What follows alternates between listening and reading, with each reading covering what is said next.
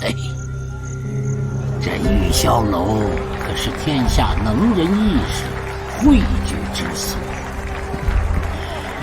户部员外郎李念谷便在这儿得了一张图官运的方子，名唤大生庄。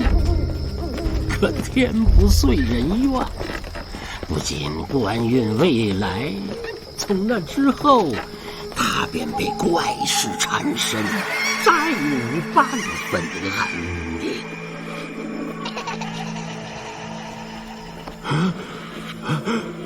停！大人，怎么了？是，你听，有孩童的液体声。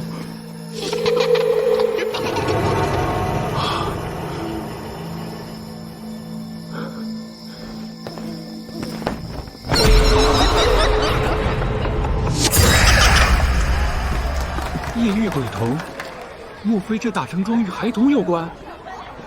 将孩童活生生的拉风入棺，埋入地下。为官者其平步青云，为学者其榜上有名，为商者其财运亨通。哎呀，这是何等惨无人道的无稽之谈呐！三更夜，阴风起，拉风的骨魄，土的魂，做了亏心事，他就等着鬼敲门吧。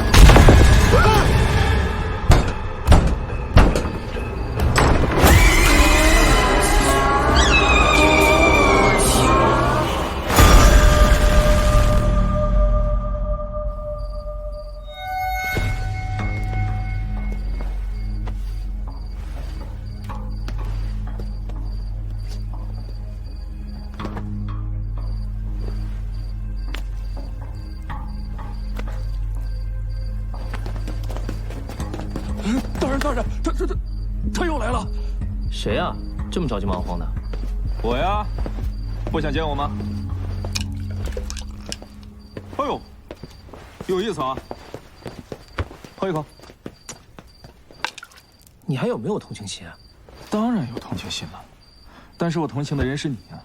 刚坐上大理寺少卿这个位置，不赶紧破个大案的话，岂不是很快就要脱掉这身衣服？大案？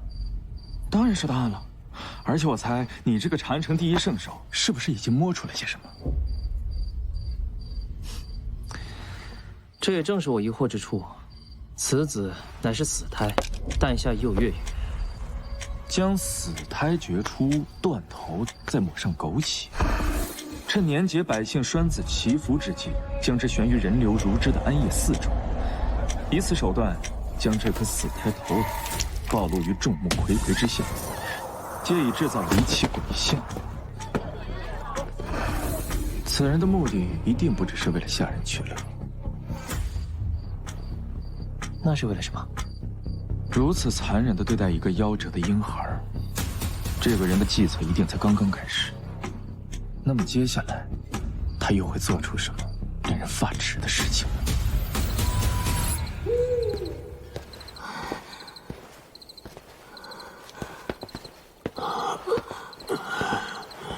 父亲，你可算回来了！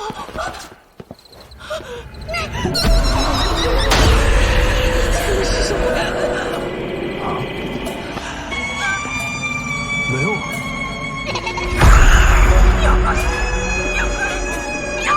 夫人，是我呀！别过来，你别过来！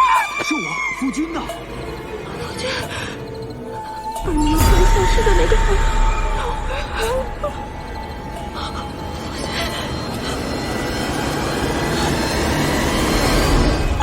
别瞎说了，明日请神师做场法事就好了啊！我们早点休息吧。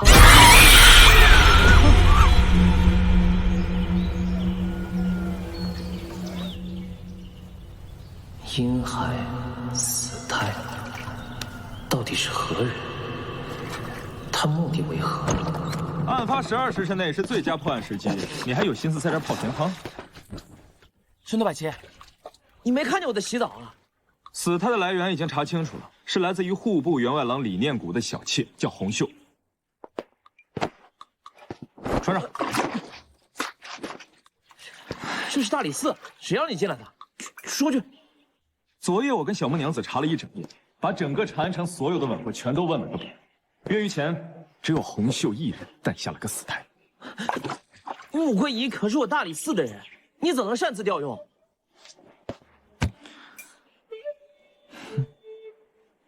大唐第一鬼探申屠大师，那可是我偶像。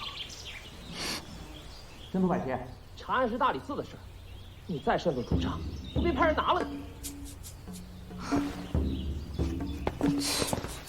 哎，今日无朝会去李府。申屠，我跟你说话，你听见没？听见了。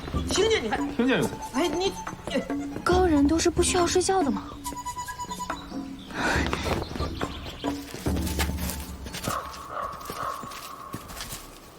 戴少卿，这里便是我那未出生的孩子进儿的所造之处。李大人，得罪了。开挖。不用挖了。为何？这个泥土被人翻动过。不过没关系，只要他来过，就一定会有线索。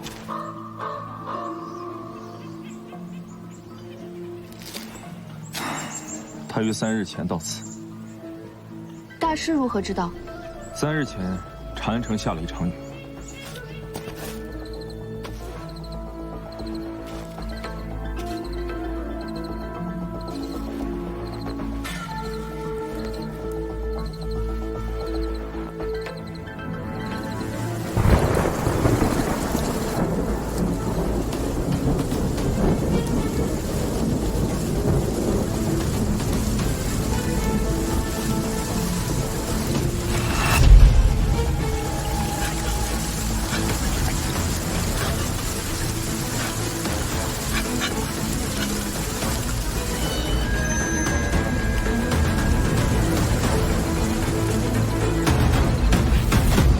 身长5尺7寸。他被葬于此地之事，都有何人知道？也就只有府上几人知情罢了。5尺7寸，难道是他？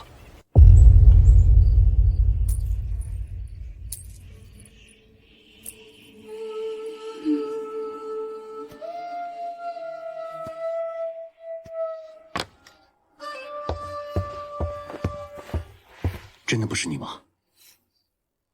当然不是我了，那可是我们的静儿。我以为你瞒着我，转而挖了静儿的墓，以此吓死张氏，夺永安郎夫人之位呢。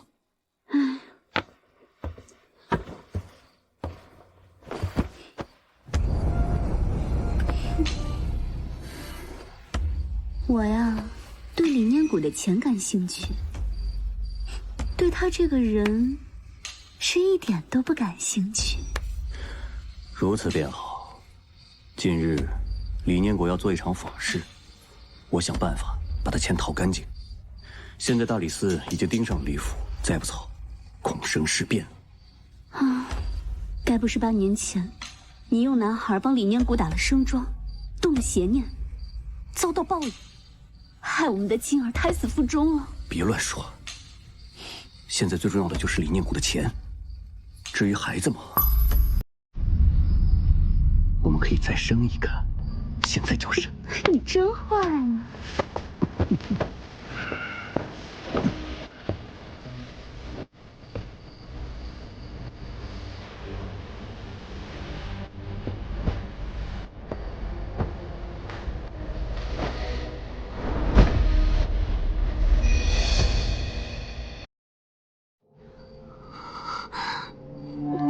我看的。你是不是也觉得李府也有问题？李府今日真是格外的繁忙啊。寿材。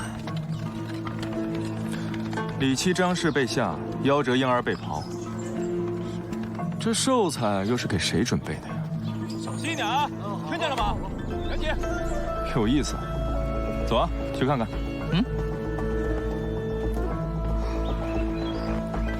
大人，那这怎么办？这家伙一个人吃了我1半月俸，真拿他没办法。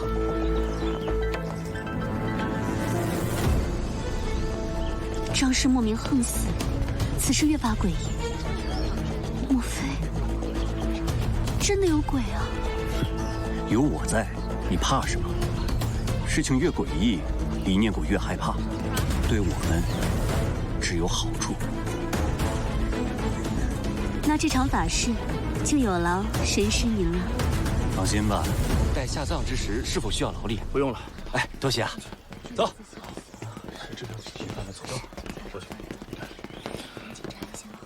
有人去世，不摆灵堂，摆法堂；不做白事，做法事，哼，有意思。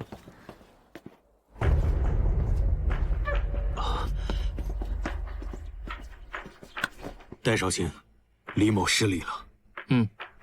这是家父心丧。既然碰上了，一起悼念悼念。不必了，莫要扎了那晦气啊！晦气，人过有一死，何来晦气一说？各位大人并不知情，家父乃自刎而亡。自刎？为何呀？家父近日屡受惊吓，心神不宁，精神扛不住昨夜如同坠了魔杖一样。难道大人不觉得此事有蹊跷，认定夫人只是受到了惊吓？蹊跷？尸体在何处？大人，随我来，请。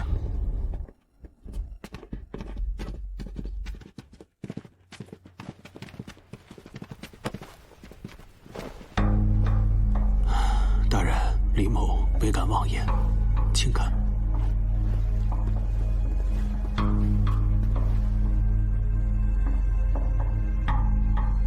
地气从此处刺入，划开脖颈，观其伤口起端深，逐渐变浅。这是因为失血和痛苦加剧，使力量逐渐减弱，符合自刎的特性。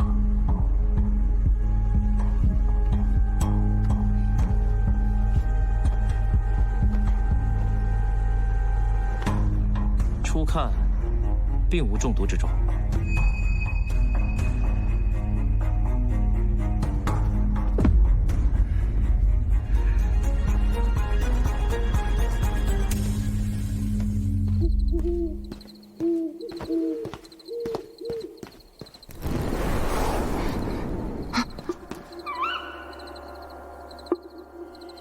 大人。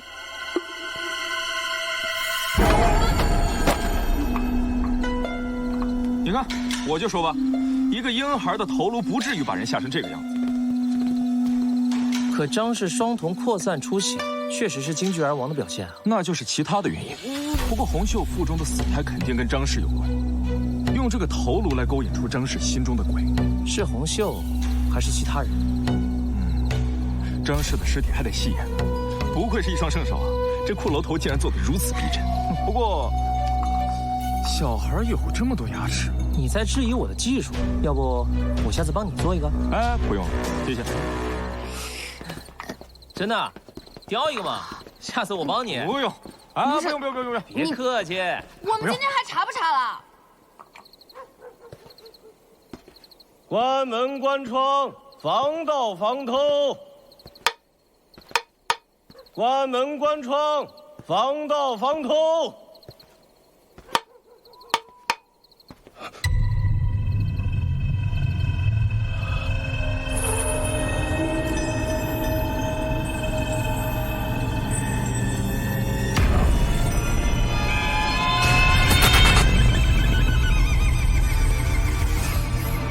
金石头，你是金石头！鬼啊！有鬼啊！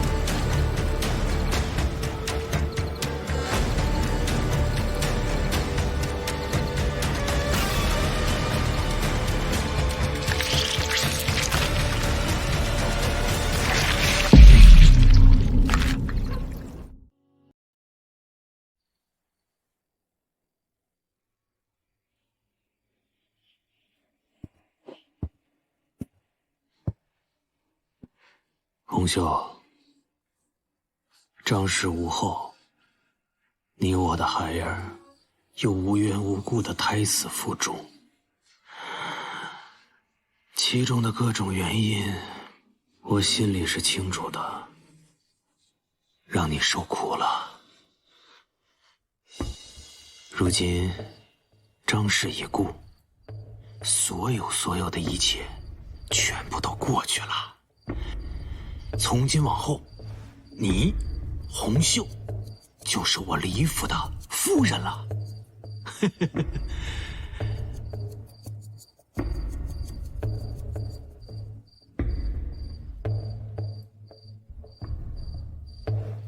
我知道你心里边还有怨气，是不是还在生我的气啊？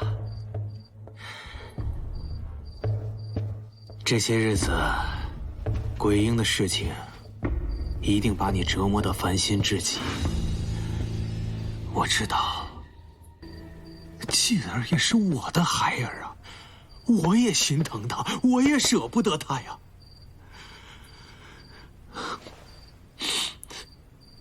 你放心好了，到底是谁动了静儿尸首，我一定彻查到底。我李念谷定会让他血债血偿。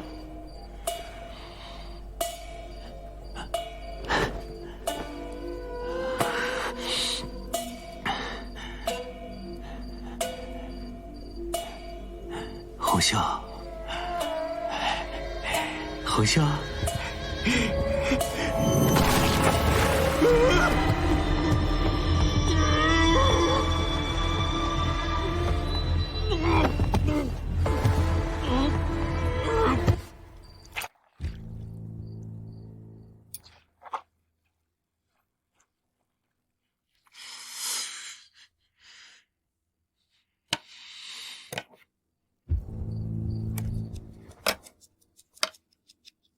死亡时间在1个半时辰前，亥正时分，致命伤在后心处，刺入上，刺进了心脏。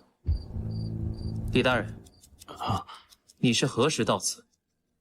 我大约亥末。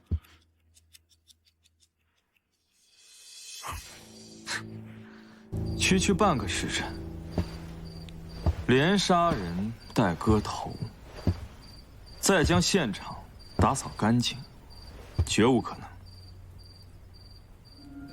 你是说，此处不是案发之地？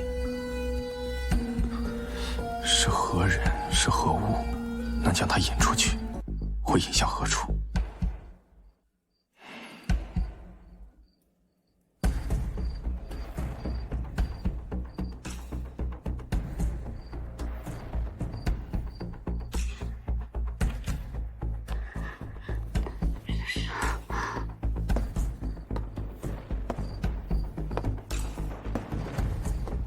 对你如此重要的东西，你会放在哪里呢？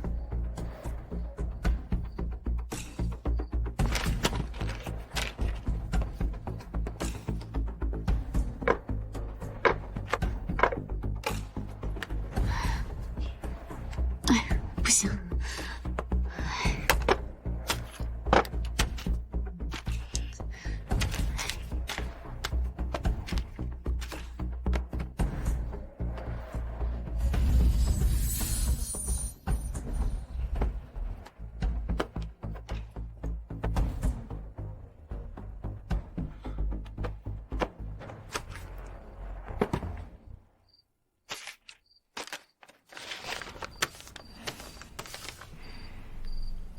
若要知道真相，来长生坊小巷。去长生坊。桂英，回大理寺叫人把尸体运回去。李大人，事情未明之前，还请留在府上。是。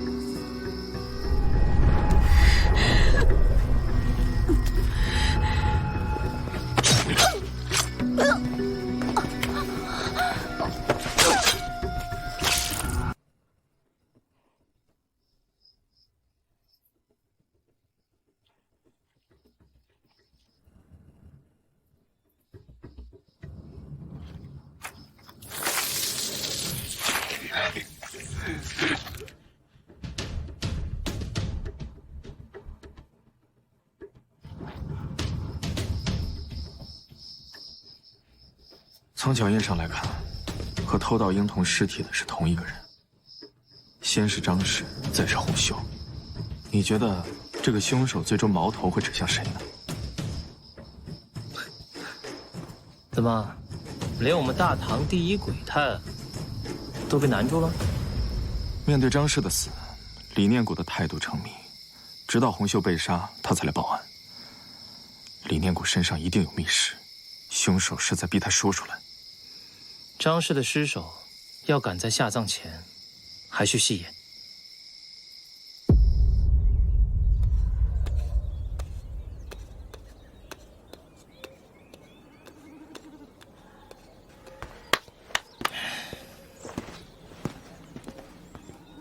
有发现，我抛开了张氏的胃，发现了换神药的成分。因是长期用换神药，使其内心持续惊惧，看见了心中的鬼。果然，知晓婴童藏尸地只能是府上之人。这府上能够在一夜之间掘开坟墓，又能将地填上，一定是个身强力壮的年轻人。要善于利用刀具分尸，还能接触夫人的善事，满足以上所有的条件，那这个人只能是刨除。大人，怎么了？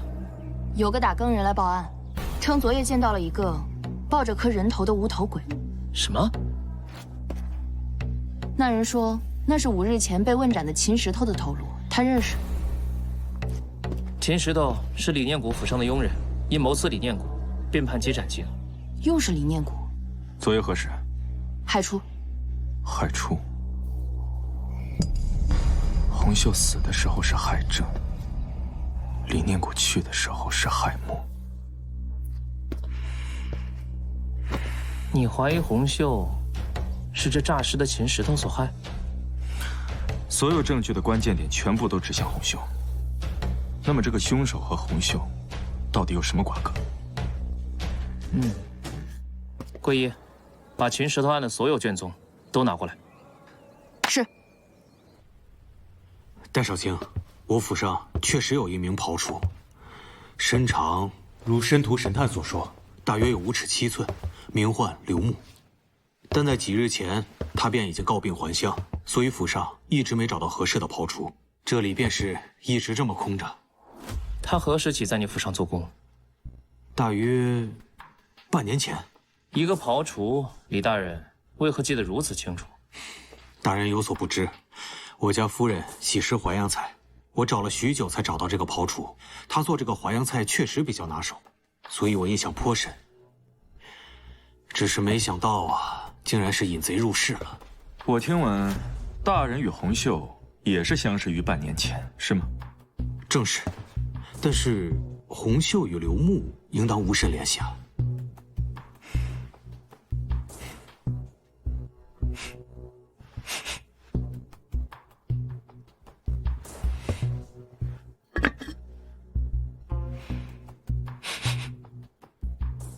这是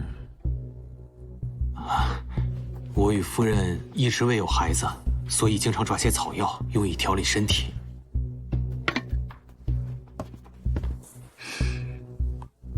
是换神药。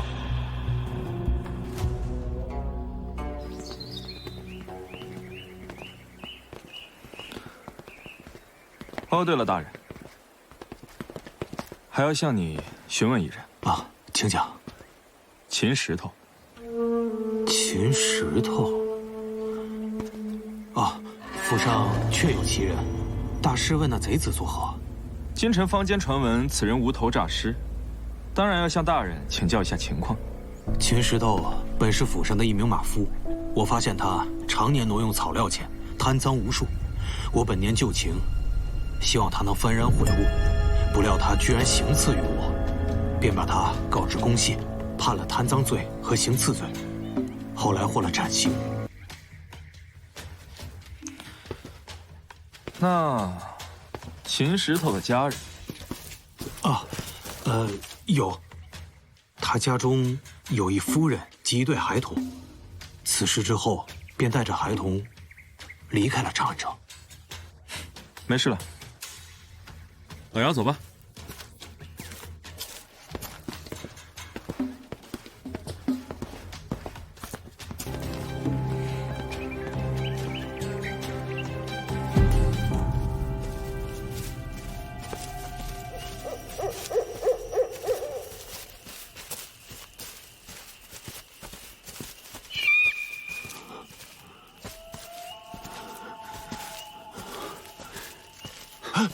宝，你看，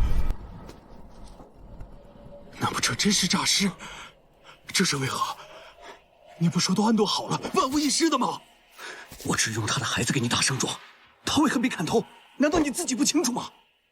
你说为什么杀他？是你说的，要拿他家的龙凤胎打上盛装加以镇压，镇压到什么地方去了？自从半年之前第一个男童盛装打下之后，我不但官为卫生，这怪世道一桩接着一桩。如今，先是鬼婴，把我们李府上上下下折腾得天翻地覆的，然后呢，张氏还有洪秀莫名的死去，我2个夫人都死了，这么下去，李府都快死光了。现在又出了一个什么无头尸诈尸，我给了你这么多银钱，钱花到哪儿去了？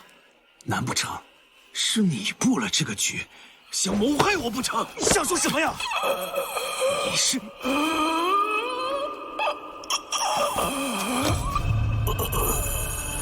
你看那是个人吗？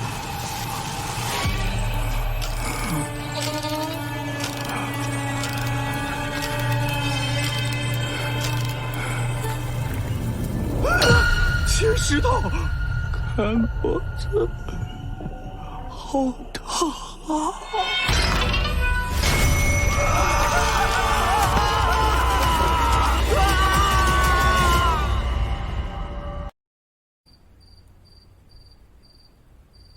单从卷宗上来看，秦石头案确实没有纰漏，但是他们却忘记了最重要的一点。是什么？李念谷家住东市，理应由万年县管辖。可是此案为何由长安县所断？我想起来了，李念谷升任户部员外郎前，是长安县的县丞。小孟娘子，麻烦你去一趟万年县草料场查账，现在就去。好。哎，老姚，我们走。我说申屠啊，我的人你可用得还顺手？那不是为了你吗？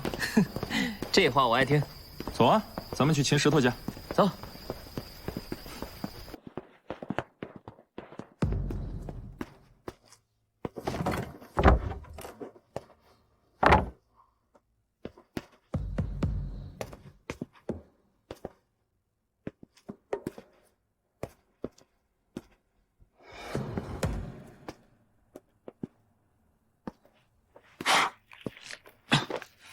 老姚，你看这一屋子灰尘，有什么发现吗？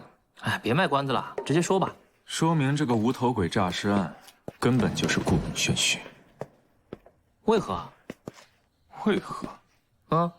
如果是你诈尸了的话，你能不回家看看吗？哎，你才诈尸呢，你能不能说点好的？开个玩笑吗？不过，若依李念谷所说，秦石头被降罪，其妻子离开。即便是走得再匆忙，这屋子里也不应该如此杂乱，像是被打砸过一番。这不合常理啊！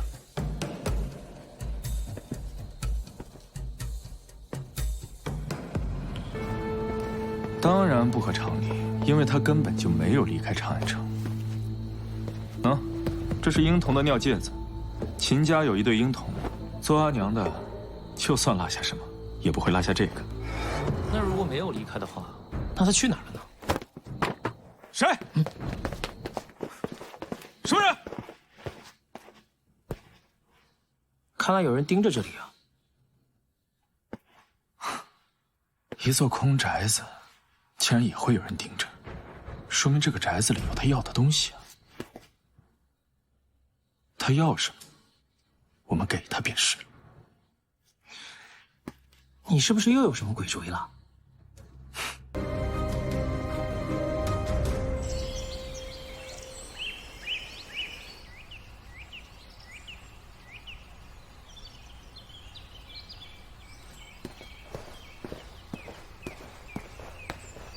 申屠，厉害啊！你果然猜的没错。大人，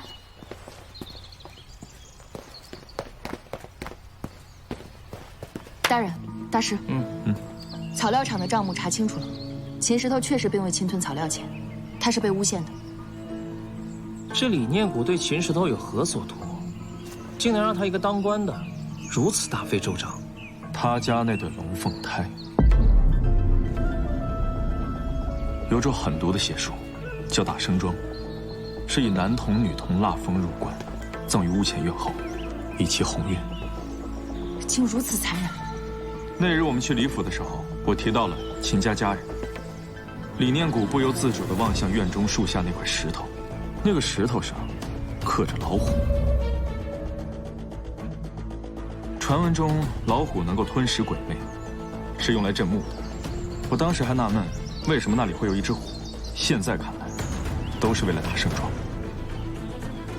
可这刘牧与秦石头是何关系，竟能为他复仇？即便是关系匪浅，他也不至于如此啊。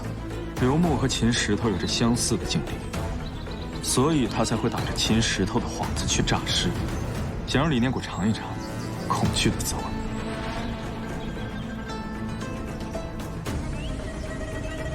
如果我是刘牧的话，我会在哪儿呢？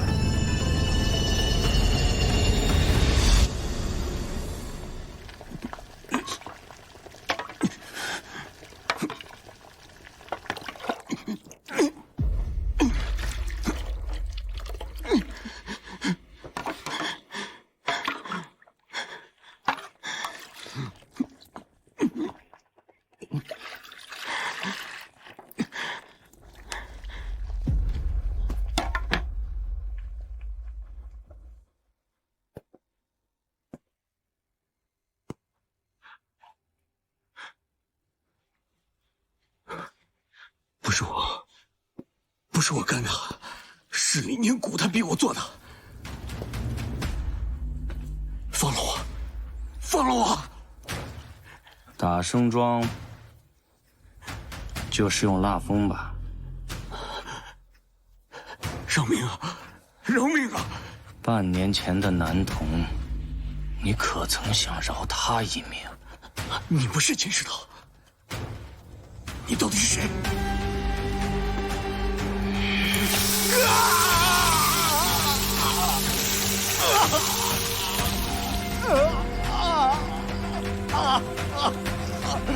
半年前我阿弟也是如此被你折磨的吧？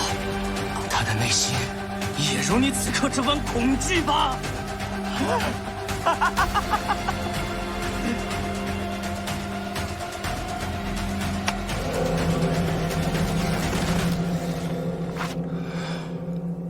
刘牧，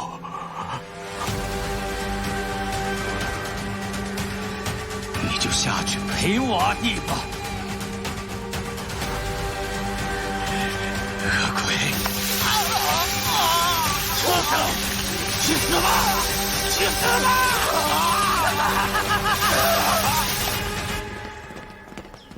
他对洪秀的案发地极其熟悉，分头走。是。必离之不远。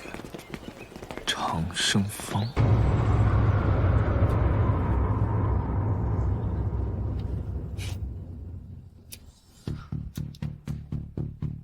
刘牧靠的是一手淮扬菜才混进了李府，那既然要经常练习做菜的话，他所住之地必定毗邻四市。既然要做淮扬菜，那肯定要找淮扬人试菜，这样才能打出名号来，让李念谷发现。所以，街道两旁的淮扬商铺。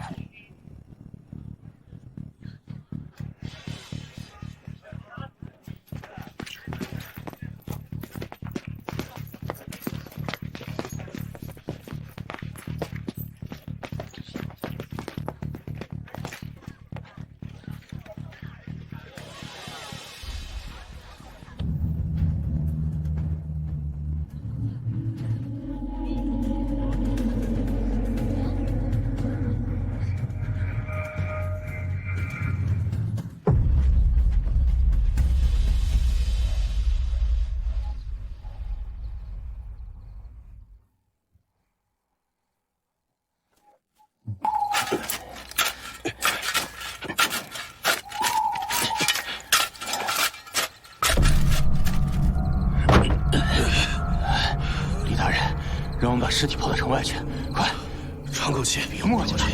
等等，什么声音？这是小子，这是张十郎。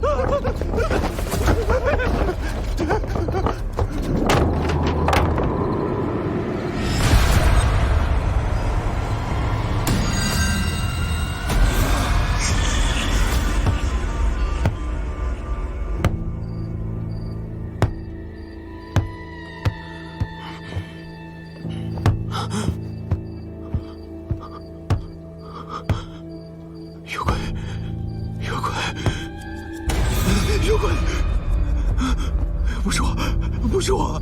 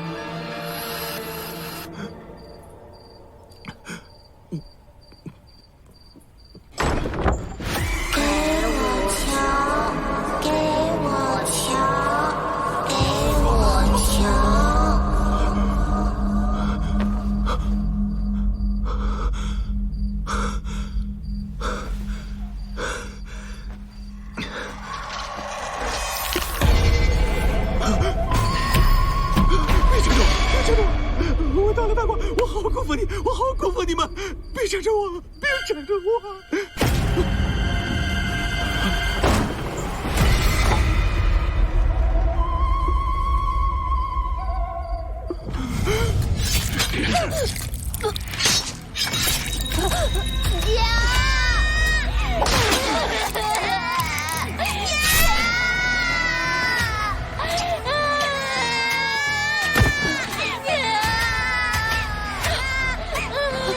这里不会有人再来了，就埋在院中。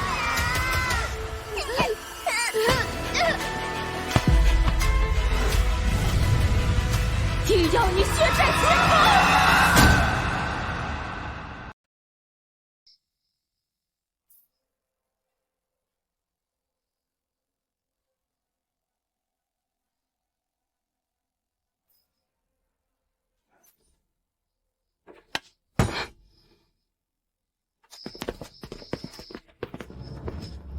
大人，就是那个房间。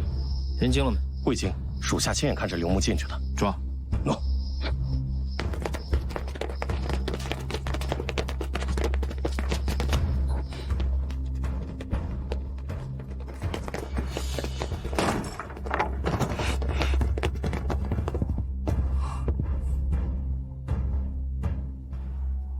真是个老泥鳅。追！不用，我知道他会去哪。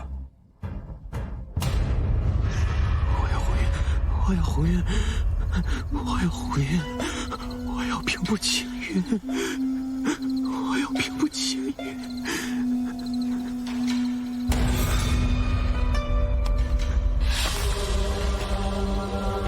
贪念无边，人面兽心。跟我回大理寺。我要回云，我要回云，我要回云。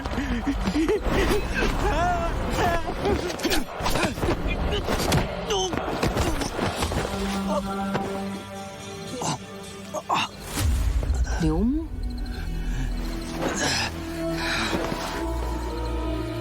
你快让开！他今天必须死！我要回云，惩治他的自有大唐律。我要回云。他残害我阿弟时，大唐律何在？大唐律只为了你们这些贵胄而治。今天你若是不让开，我连你一起杀！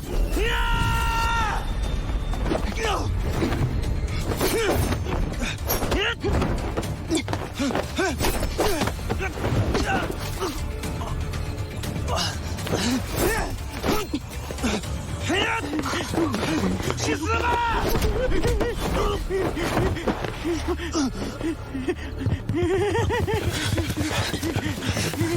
我住手！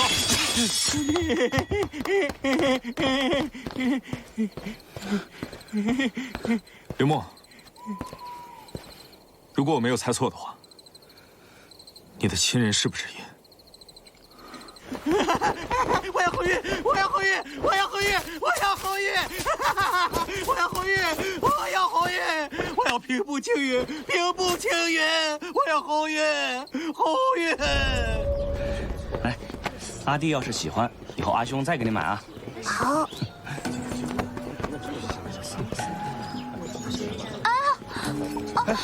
夫人，您快坐，来。夫人，您没事吧？啊，小郎君，我腹疼，能否帮我抓副药来？啊！可是我……啊，小孩我来帮你看着，放心，我不是坏人。哎呀，小郎君，快点！阿弟，你就在这儿乖乖等阿兄，别乱跑，知道吗？阿兄去就来，好吗？啊！你在这儿等阿兄啊！就在这儿等阿兄啊！来，夫人药。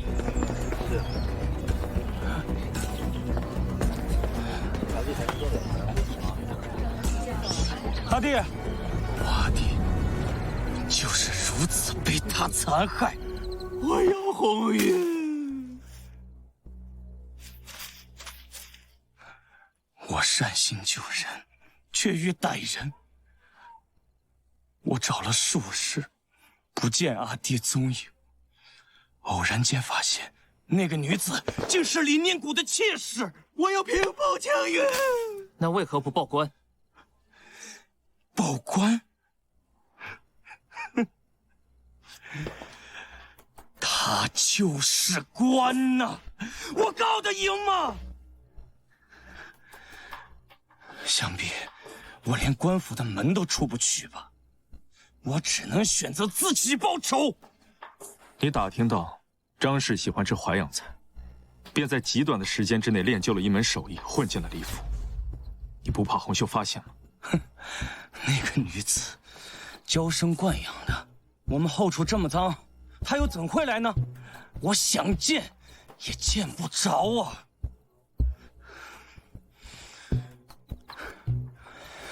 即便我待在这李府半年之久，我仍找不到阿弟踪迹。直到前不久，阿郎，汤上好了。下去吧。哎，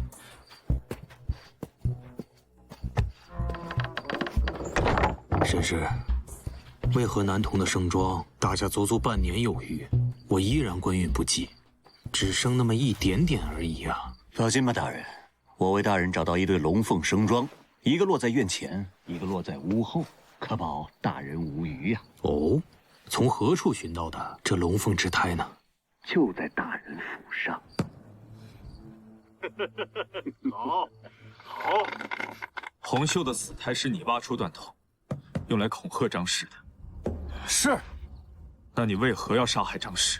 那天杀的神师就是张氏引荐于这贼人的。我要红运！可是他不知自己是引狼入室，神师与洪秀本就苟合，为的就是李念谷的家产。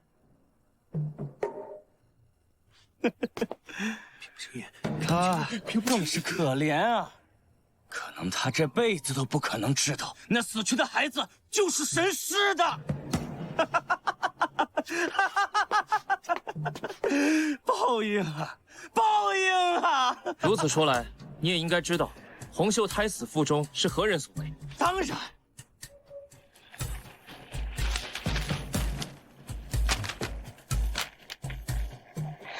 你这个狐狸精，勾引我夫君就算了，我还没怀呢，你倒是先怀了。不过，我看你是没有这个福气生出来了。红运，我要红运，我要平步青云！挖开！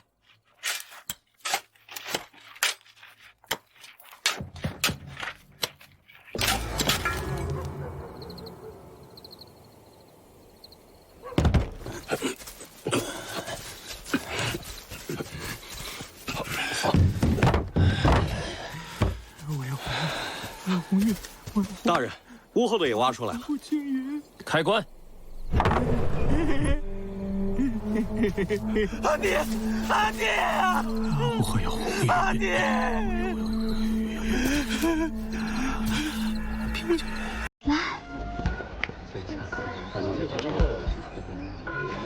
夫人，药。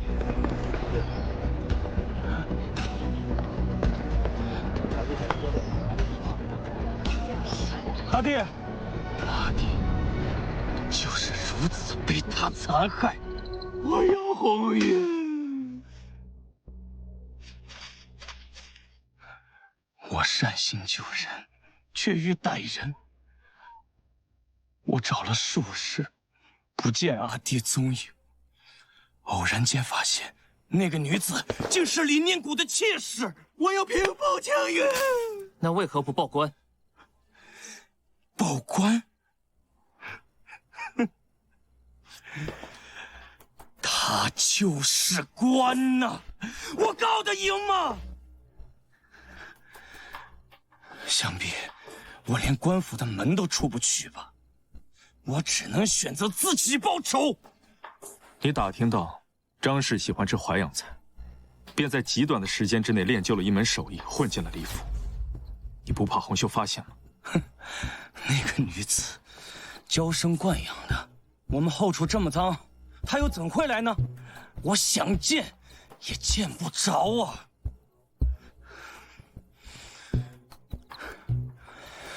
即便我待在这李府半年之久，我仍找不到阿弟踪迹。直到前不久，阿郎，汤上好了。下去吧。哎，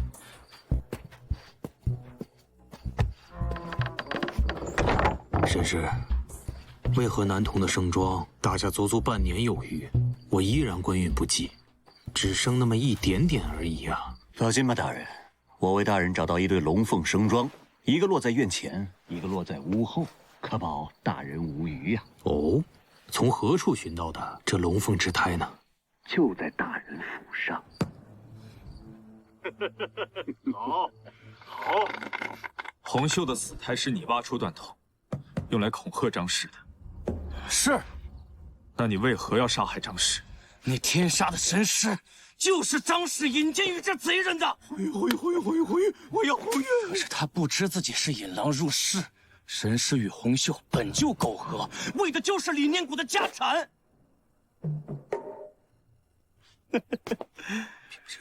他正是可怜啊！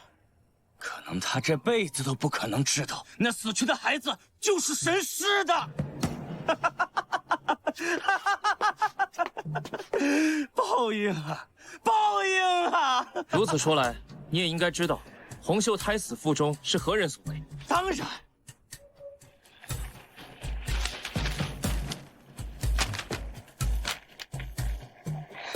你这个狐狸精，勾引我夫君就算了，我还没怀呢，你倒是先怀了。不过，我看你是没有这个福气生出来了。红玉，我要红玉，我要平步青云。挖开。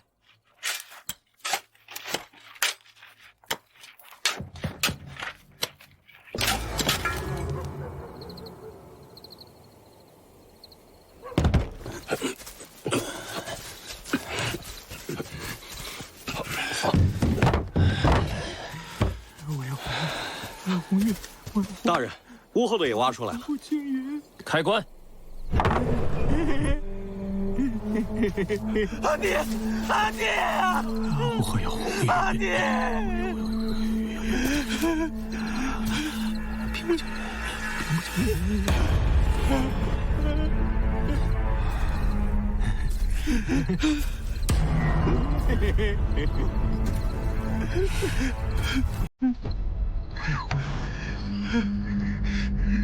让我平步青云。代少卿大人，此案应该如何判？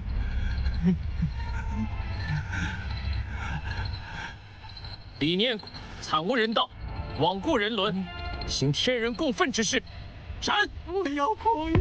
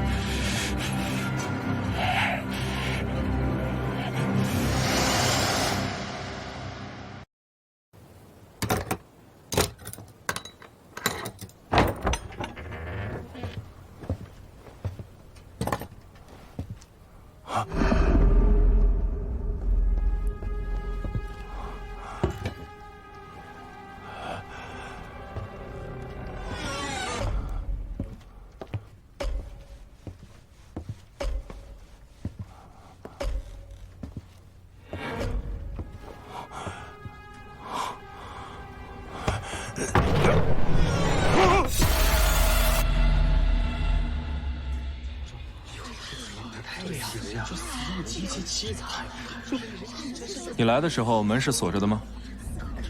正是，也没有翻窗的痕迹。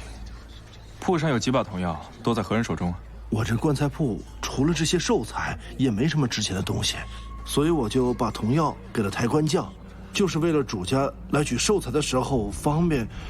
这棺中死者，你可认得？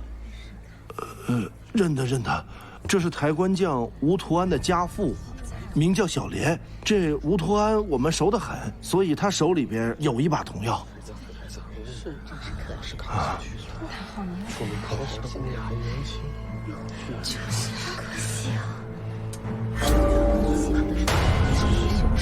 血液呈喷溅状，应该是活着的时候生生被钉死在棺材里的。这应该就是案发现场。顾一，细查。是。赶紧把这凶手。我去就来。真的是人性很高的。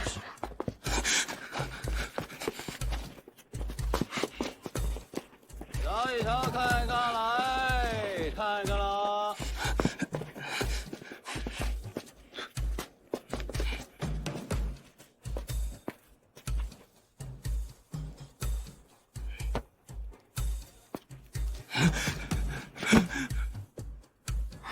大人，小莲之死与草民无关，与草民无关呢！大人，与你无关，你跑什么呀？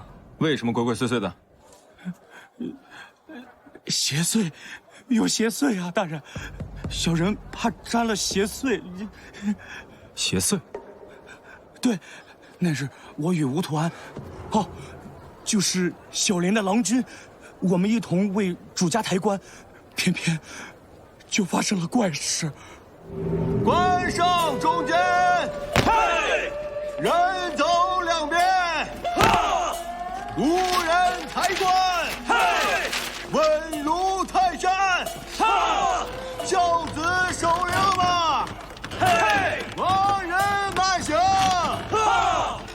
团哥，你咋不验号的？官里不是亡人，我看见了，里头是个纸扎。呸呸呸！行官之事，可不敢说这不吉利的话呀。是个纸扎，官里是个纸扎，不行啊！这身子比较弱，你小心点。哎，主家无事，当心看路。我等为孙家干完活，领了赏，吃了些酒解解乏，就把这件事忘了。可谁知道，当天夜里，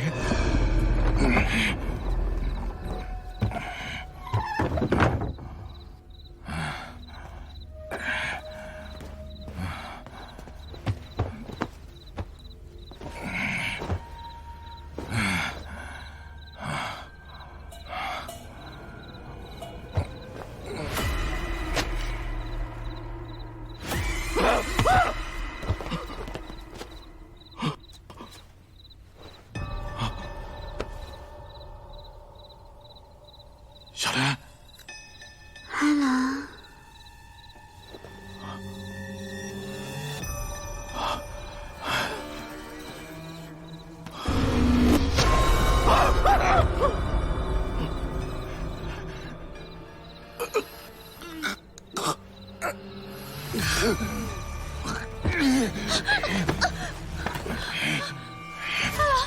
阿郎，你这是怎么了？阿郎，我是小莲，阿郎，你怎么了？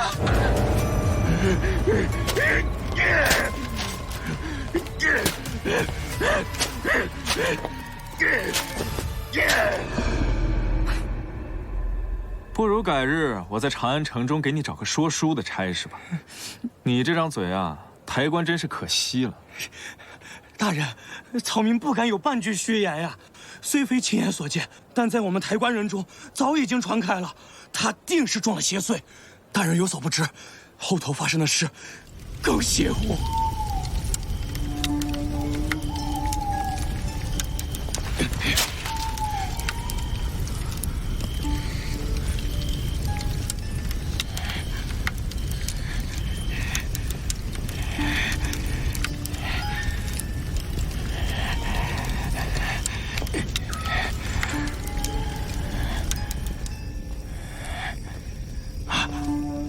阿郎，今夜为何回来的如此之晚？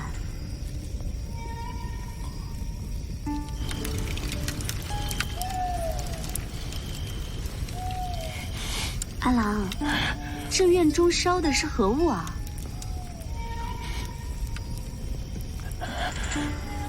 小莲，给我弄点吃的吧。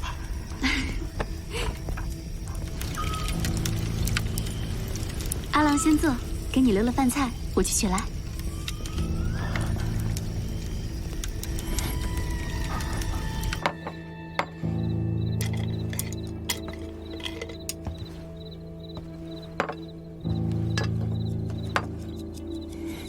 小莲，小莲，啊！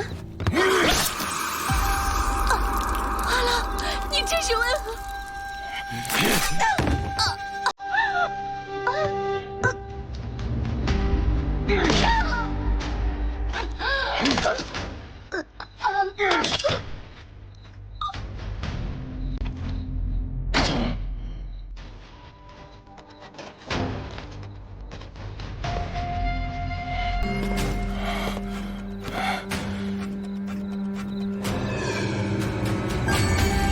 阿郎，今夜怎么回来的如此之晚？给你留了饭菜，快坐下吃吧。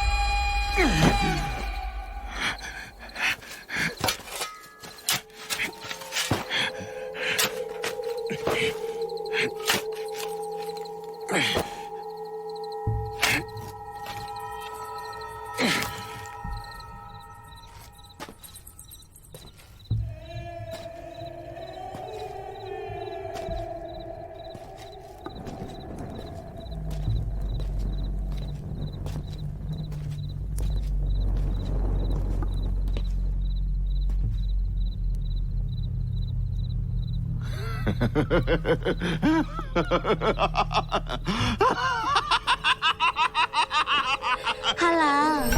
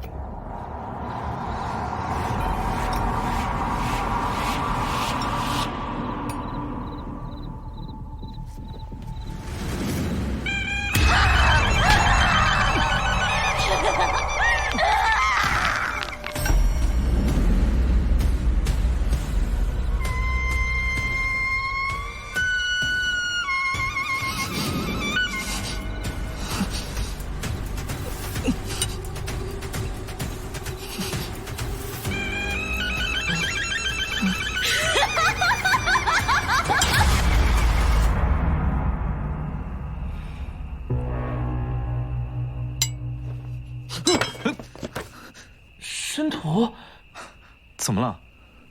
你做梦了？你不会也被邪祟上身了吧？许是有些疲累了吧？你拿这个做什么？试验。你拿我做试验？你，老姚，你可曾注意过，死者的四肢和喉间可有骨折的情况？并未。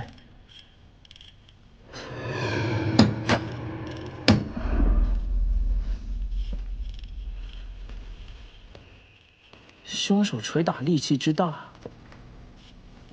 却丝毫不影响他次次极其精准的敲击。若非日日与铁钉打交道之人，绝对做不到。正是。吴图安政府，吴图安身为抬棺人，长须封官，经常会接触到锤子和钉子，倒是很有嫌疑。不过老姚，你当真相信邪祟一说吗？并非，我只相信摆在眼前的事实。小莲身死，吴图安作为他最亲近的人，且他手上也有寿材铺的童药，而恰在此时，他又消失得毫无踪迹，这一切未免太巧合了。不管是不是邪祟，吴图安都有很大的嫌疑。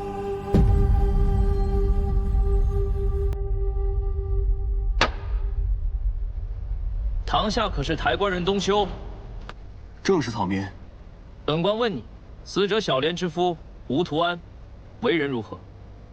图安这个人平时老实巴交的，从未与人起过争执，干活卖力气，话也少。他夫妇二人感情如何？可有嫌隙？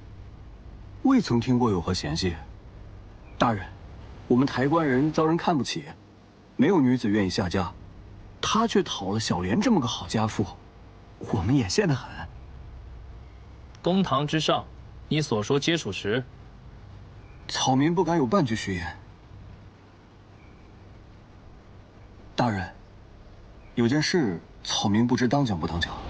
说。那日天未亮，抬棺前的确有件怪事发生。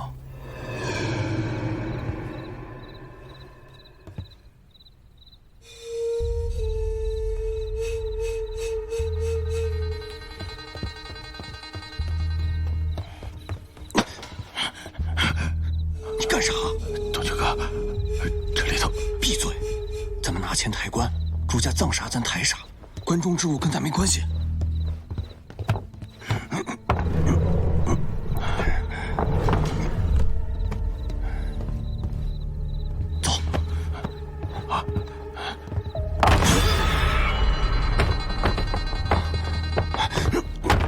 愣着干啥？按住！啊！东秋哥，这咋了？我们使劲，按死了。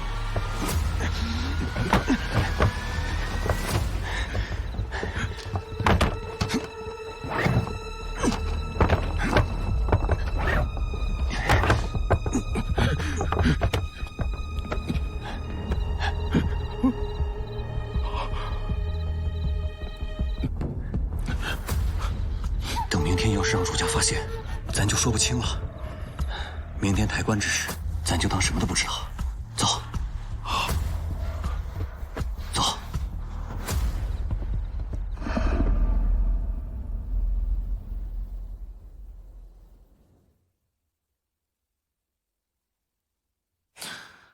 有意思啊！照你所说，这关中的邪祟上了吴图安的身，控制着他，定死了与他感情一向和睦的发妻，是吗？草民不敢胡说，可那关中，也许真的藏着一个冤魂。哦，主家孙氏葬的是孙家小娘子妙龄。那日，我从寿材铺取了棺木送往孙家，可那时，妙龄还没有死。这是寿材钱，有劳了。主家哪里话？待起棺下葬时，我再让人去换你。好嘞。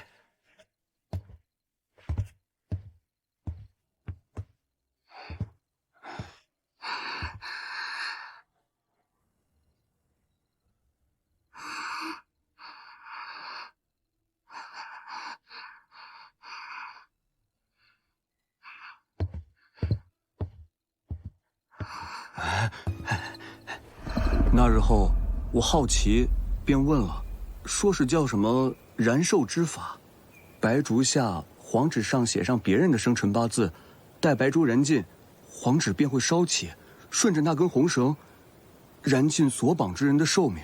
荒谬！草民哪懂什么邪术？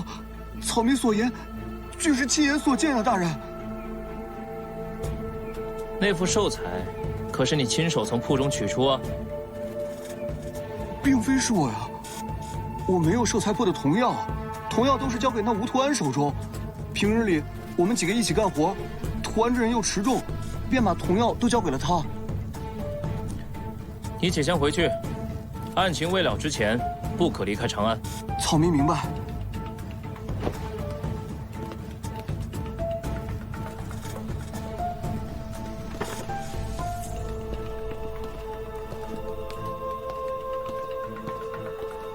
他说的几分真几分假？此话何意？你怀疑他？一个被郎君燃寿之法致死的女子，确实值得同情和可怜。这也坐实了冤魂邪祟，同时还将矛头直指了孙家。大人，大人，吴图安找到了，在何处？死了。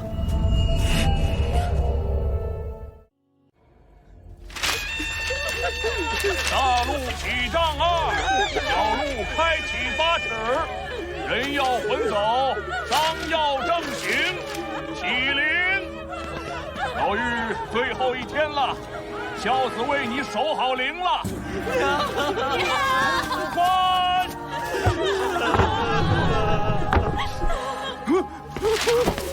关里有人！啊！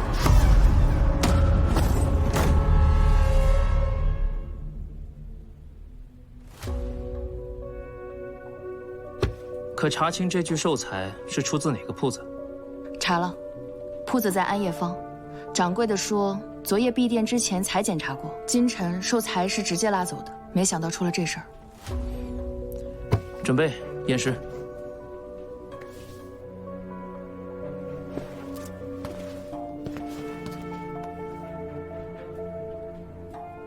喷剑形的血迹，和小莲的死法一样。都是被封官钉活活钉死的，无中毒痕迹，无明显致命外伤，只有脑后处有一处淤伤。那便是先用重物击打死者后脑，将其击晕，更是让伤痕不易察觉。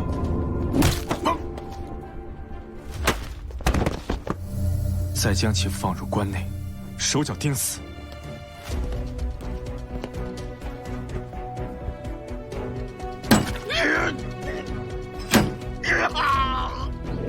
最后，再以封官钉钉入后夺命。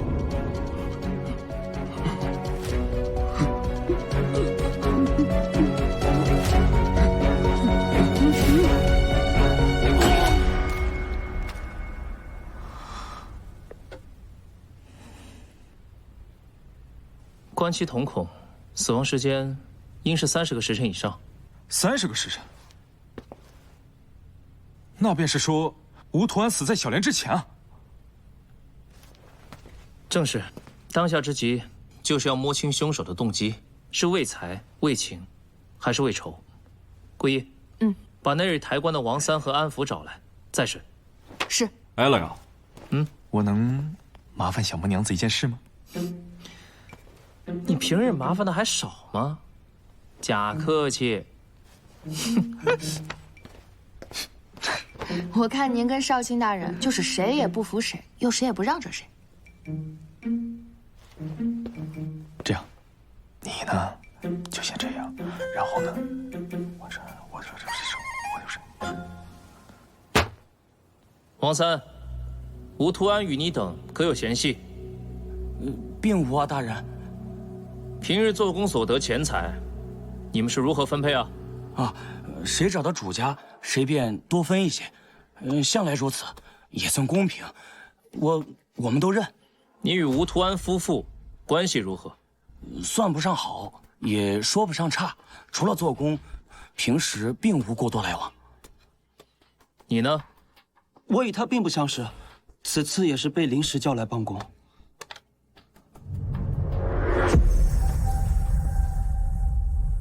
被何人叫来？冬秋阁。大人，曹明想起来了，本来是吴屠安叫了我和冬秋阁还有柱子，想着我们4个人带着4个帮徒就把这活干了，但是，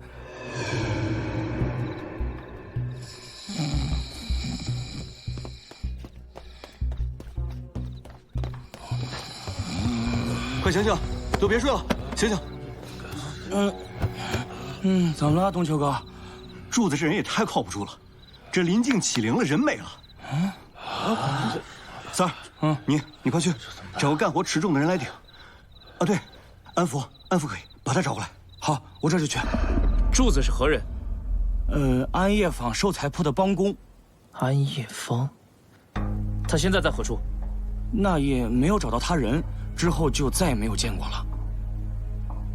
来人，去安业坊，把这个柱子给本官找出来。诺。戴少卿大人，长安县赵知县求见。请。诺。戴少卿大人公务繁忙，下官便在此说了。前些日子闹得沸沸扬扬的邪祟案，与长乐坊孙家有关。那日起棺下葬的正是孙家小娘子孙妙龄。前些日子，长安县公械接到一起报案，说有一个人失踪。何人？孙家半子，妙龄的夫婿赵迪。公械找了好些日子，一直没有此人消息。下官怕贻误了案情，一听闻便立刻来报。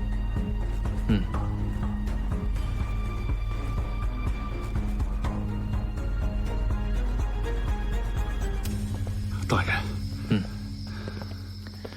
赵迪于何时失踪？我阿女妙龄下葬当日夜，她便不见了。这是谁的房间？正是阿女妙龄的房间。赵迪是否居于此间？并非，妙龄体弱，为了能让她安寝东床，便一直睡在了厢房内。看看吧。请。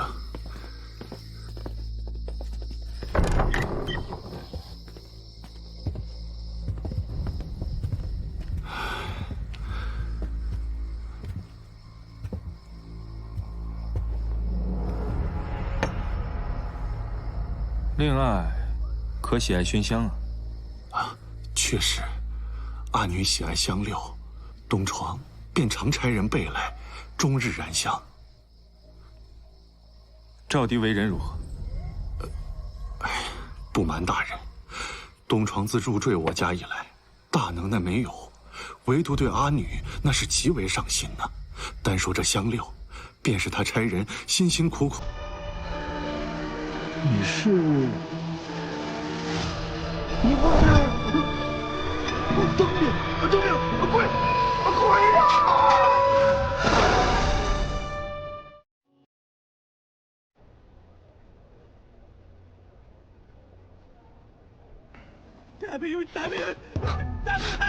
把门放下！别烧死他！别烧死他！苏太宇说有鬼，有人死了。走。你是？你不是？灯命！灯命！鬼！鬼呀！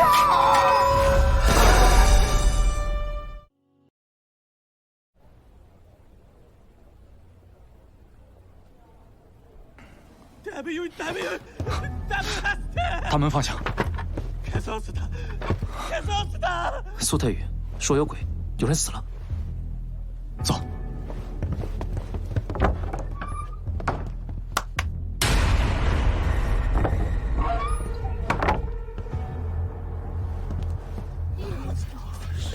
让一让，让一让！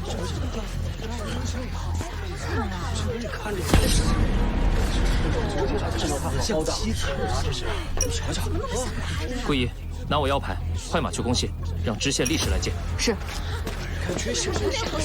谁发现的尸体？我。你发现了一具尸体，为何大喊有鬼啊？油灯灭了，有鬼啊！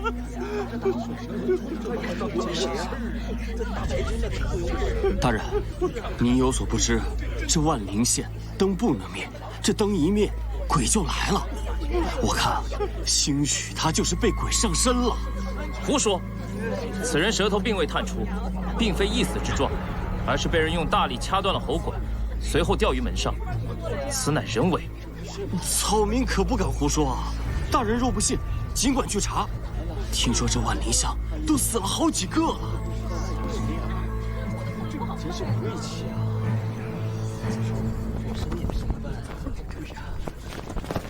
让一让！下官不知带少卿大人前来，有失远。万灵乡灯灭遇鬼，数人身亡之事，可否属实？确实属实。可查明案由？回大人，尚未。上尉，已有数条人命，你身为一县之长，还有脸说上尉？这万灵乡突遇鬼怪，下官已竭尽全力去查缘故，可实属力薄啊！力薄还是胆怯，还是把百姓的命不当命啊？下官领罪，下官马上命人去查昨日万国驿所有来往人员，无论客商百姓，全部登记在册。还有，你们马上封闭所有城门，彻查一切可疑人等。没有目击证人，没有物证，就算查入役人员又有什么用呢？再说了，这也不是第一案，凶徒根本没有想逃跑，你封闭城门又有何用啊？那下官该如何办？请大人示下。从他查起。他？万国驿闹鬼，本质上就是为了抢到路过的商客和财物。路过的商客随身带了什么货，他是最清楚的。如今，不论他是被凶杀还是被灭口，都需要从他先查起。孙知县，去办吧。关于此人事无巨细，一一查明。若办得好，还能将功补过。下官明白。桂姨，你立刻去县对照万国驿登记在册货物，查明货物是否丢失流入市场，若有，揪出幕后买卖之人。是。申屠，你我二人去趟万灵乡，看是何人在背后装神弄鬼。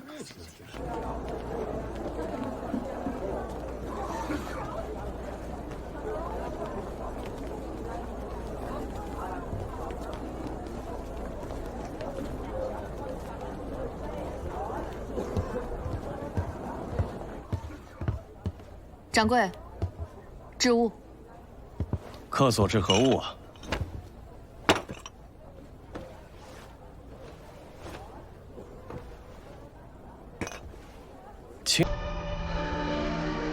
你是？你不是？灯命！救命！鬼！鬼呀！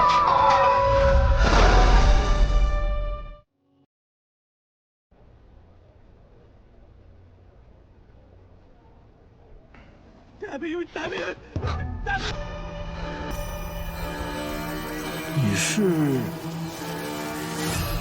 你不是？灯命！救命！鬼！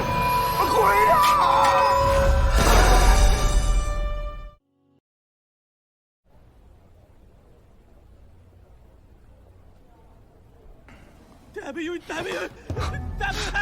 大门方向。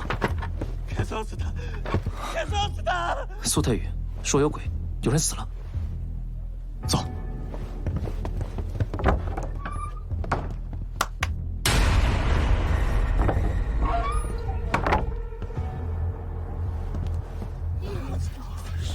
让一让，让一让！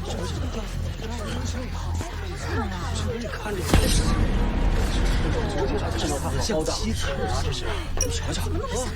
桂姨，拿我腰牌，快马去攻陷，让知县立时来见。是。谁发现的尸体？我。你发现了一具尸体，为何大喊有鬼啊？油灯灭了，有鬼啊！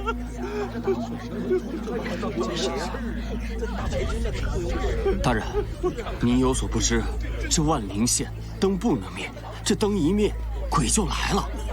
我看，兴许他就是被鬼上身了。胡说！此人舌头并未探出，并非一死之状，而是被人用大力掐断了喉管，随后吊于门上，此乃人为。草民可不敢胡说啊！大人若不信，尽管去查。听说这万灵乡都死了好几个了。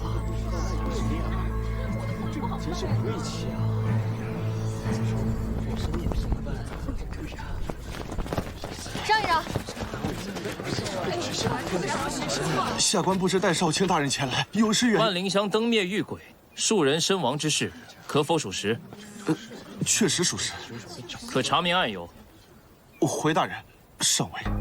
上尉，已有数条人命，你身为一县之长，还有脸说上尉？这万灵乡突遇鬼怪，下官已竭尽全力去查缘故，可实属力薄啊！力薄还是胆怯，还是把百姓的命不当命啊？下官领罪，下官马上命人去查昨日万国驿所有来往人员，无论客商百姓，全部登记在册。还有，你们马上封闭所有城门，彻查一切可疑人等。没有目击证人，没有物证，就算查入役人员又有什么用呢？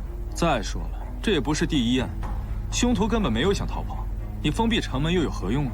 那下官该如何办？请大人示下。从他查起。他？万国驿闹鬼，本质上就是为了抢到路过的商客和财物。路过的商客随身带了什么货，他是最清楚的。如今，不论他是被凶杀还是被灭口，都需要从他先查起。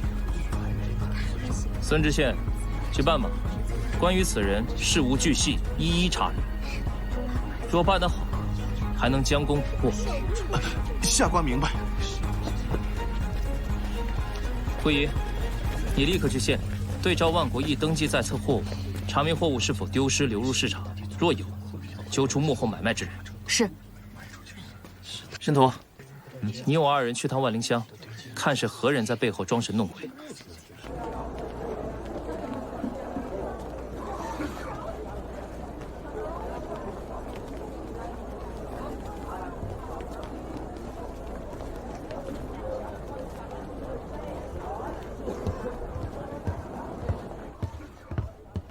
掌柜，置物。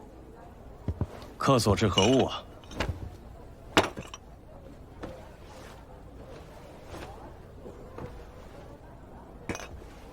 青釉皮囊壶，又是西域货。你这物实，小老看着和之前那些同路啊。老掌柜，此话何意啊？小娘子手拿此物，就问小老是何意？莫非你是在嘲笑小老？小女子当真不知啊。啊，这些日子，总有人拿些西域物事来，宝石、水晶、玛瑙、波斯锦、金银器，还有些不值钱的香料。都是值钱？非也，他们倒不图卖什么高价，只图小老能给他现钱。如果小娘子若置此物，小老便把这利钱跟您说清楚。若卖，这价可是不高。劳烦掌柜，将这些西域货物都拿出来，给我一关。小老开店营生，你是要故意搅扰？哎呀，大人，请随小老前来。还劳烦掌柜差铺里的伙计，把县上的制铺掌柜都叫过来，带上东西。好的，大人，您稍后。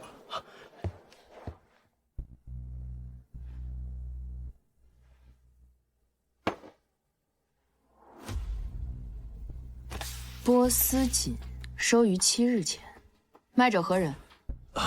小老眼生，卖家也未明说呀。此壶是谁收的？我收的。收于何日？卖者何人？约是半月前，卖家我也不认识。大人，这些卖西域货之人，须是来自万灵乡。你如何得知？我这腿脚不太利索，那日我收这件玛瑙时，取钱稍微慢了些，他们便催得紧。二人离铺时，说是回去晚了，便赶不及点灯了。那便是万灵香，错不了。如今咸阳城，谁人不知万灵香闹鬼？听说他们香灯不能灭，就算是白昼，也要点着灯油。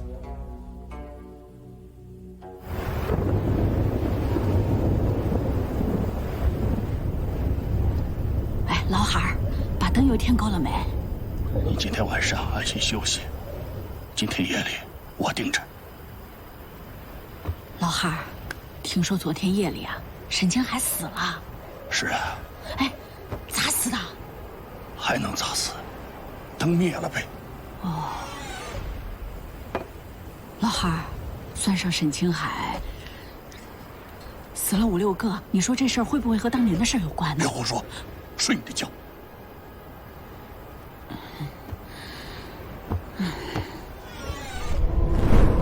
不好！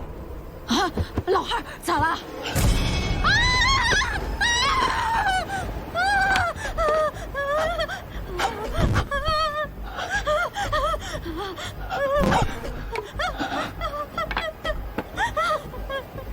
没事了，没事了，没事了，没事了，灯亮了。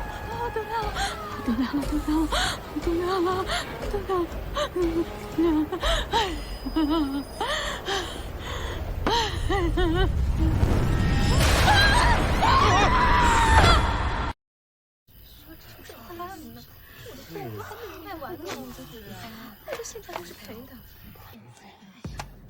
西域客商塞卢斯，何人拾得？大人，我认得。此人酒糟鼻，酒量极好，我曾与他彻夜对饮。最后一次见他是何时？大概7、8日前，我从西域回来，在万国一小歇。第2日酒醒，便不见他了，想必一早去了长安。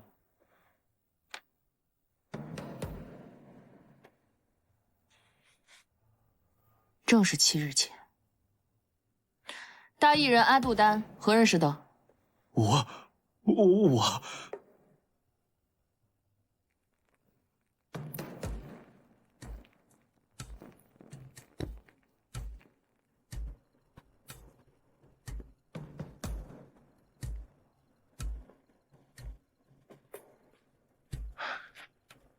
老姚，这临终协议，恐远超你我想象。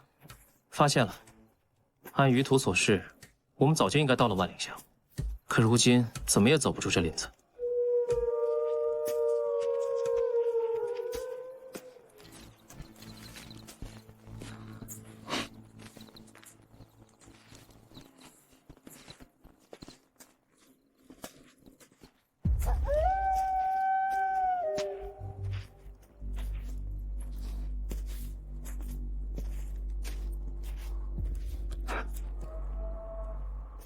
老姚，老姚，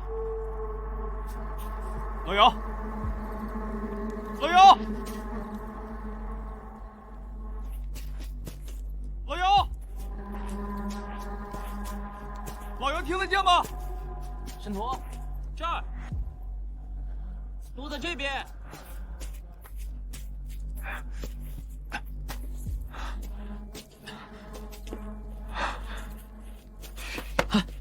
申屠，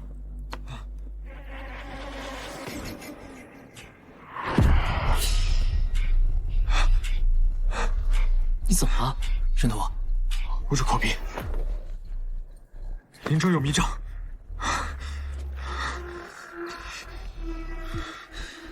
看来我们已经被困在林中了。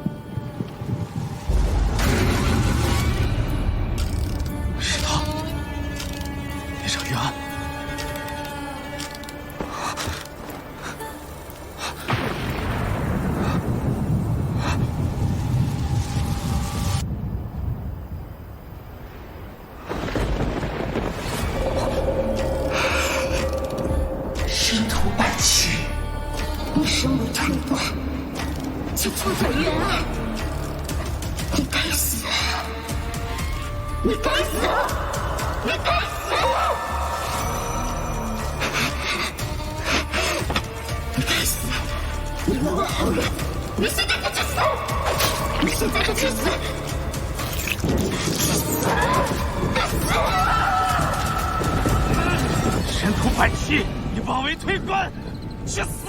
申屠，去死！申屠，醒醒！申屠，去死！去死！去死！去死！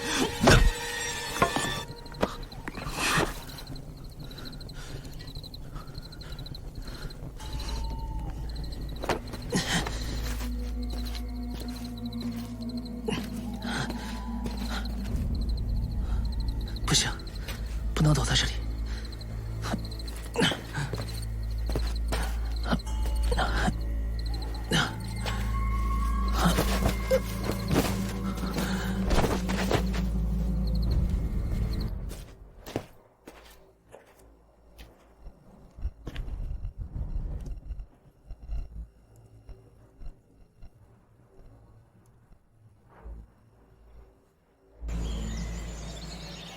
不好了，大事不好了！连长，连长，又死人了！什么？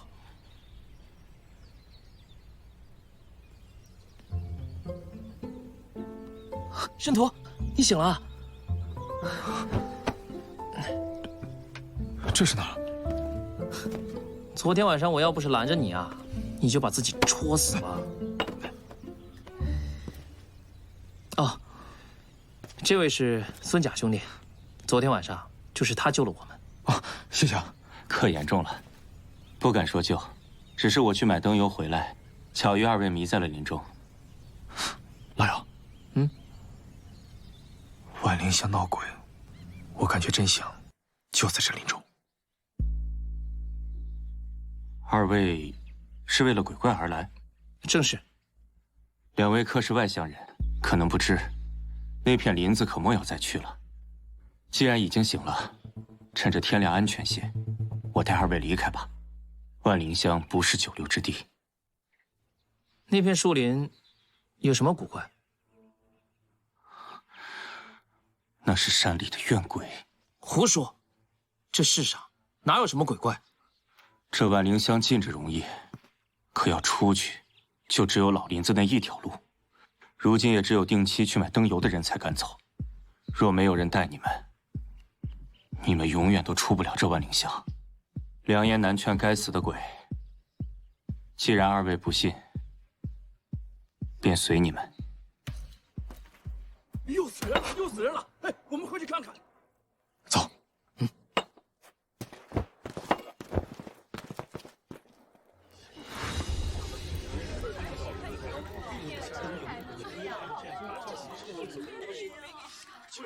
李正，这红妆，我不瞎。他老汉呢？现在在找，还没找到。还愣着干什么？赶紧去找啊！多叫点人手啊！是，走。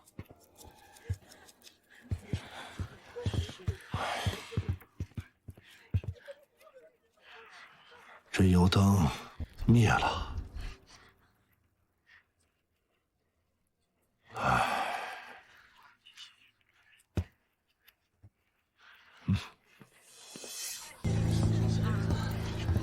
把它埋了吧，趁着天亮，赶紧埋到树林里去，埋远一点啊，千万别把这鬼魂招进了村子，祸害了百姓。等等。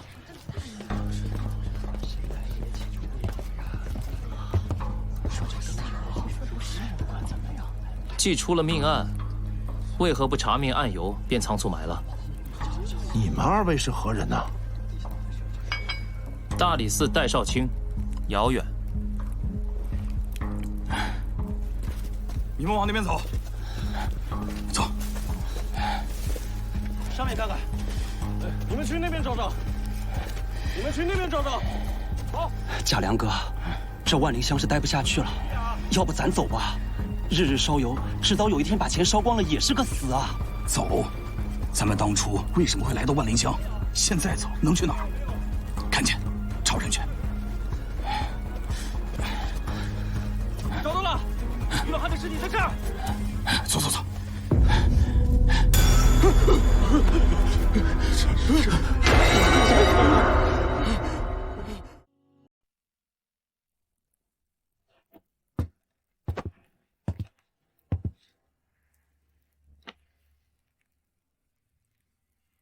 无中毒之状，无明显外伤，和沈清海死法一样，都是被人大力掐断的喉管，然后再被人吊起。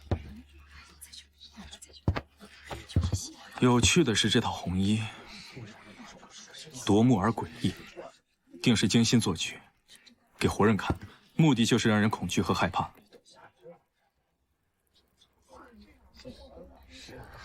恐惧。师徒百奇，你身为村官，就错对人了。你该死！你该死！你该死！我知道了。每个人心中都有恐惧，而这套红衣，也许就是激起人们心中恐惧的根源。莫非问题出在那灯油上？灯油中含有致幻之物。勾起了他们心中的恐惧。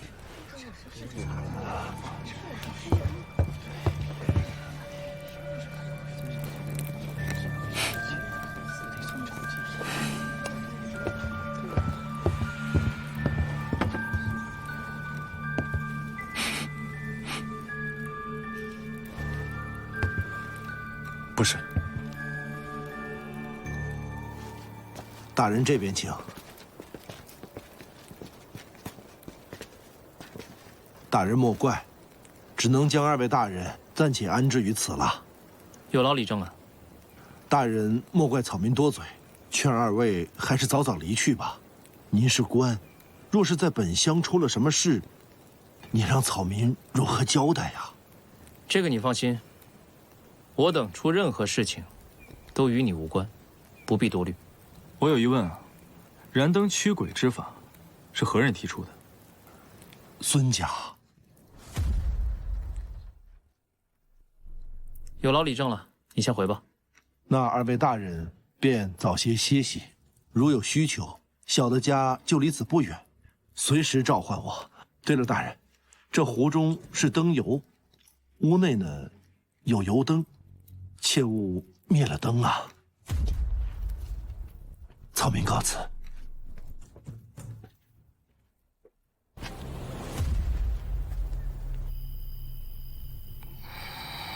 孙甲，孙甲，孙甲，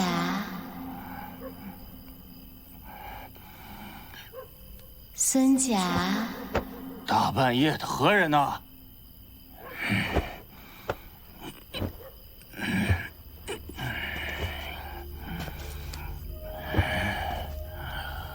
何人？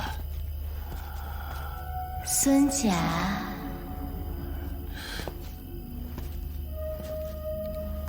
谁？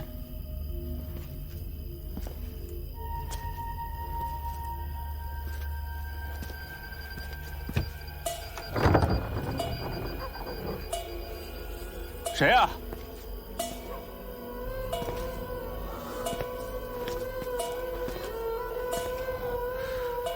孙甲，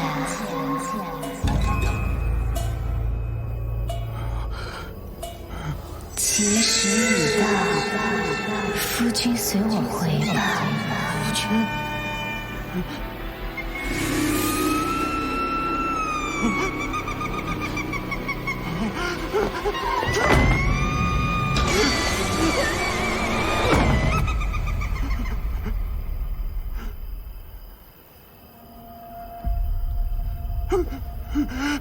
什么？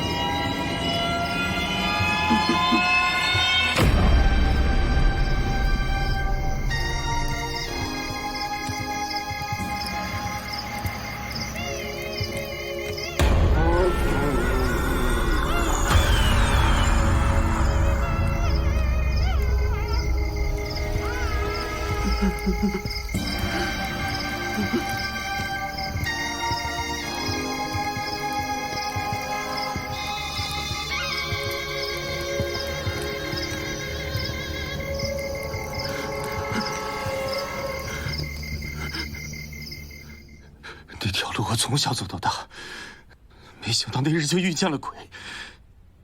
幸亏我带着油灯，不然……所以你便让李正告诉乡里人，油灯可以驱鬼。正是。一开始我说的话没有人相信，就连我自己都觉得是侥幸捡了条命。可直到死的人越来越多，大人若是不信，可以去问李老丈，他也是用了燃灯之法驱了鬼才活了下来。李正，人已经找到了，死在了树林里。都处理好了？处理好了。孙谦，听蒋良说，你想离开万灵乡啊？是啊，李正。先不说那鬼吓人，光是这灯油，我实在是烧不起了。我现在每天不敢吃，不敢喝，身上一有点钱就得想着买这灯油。这种日子，我实在不想过了。那万灵乡的事儿，你如何能保证不说出去啊？您放心，当年之事，我会带进坟里，死也不会说出去。你说的，你让我信你，我信你。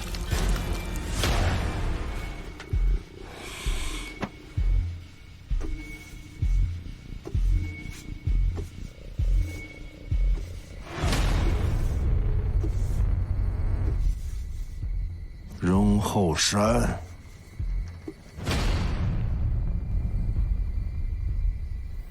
兄弟，别怪哥哥心狠呐，是你坏了规矩。你们都看见了吧？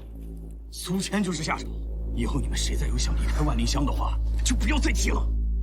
走。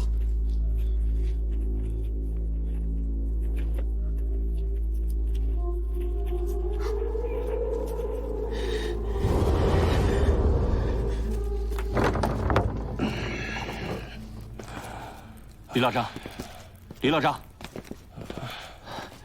这2位大人来找你问些情况。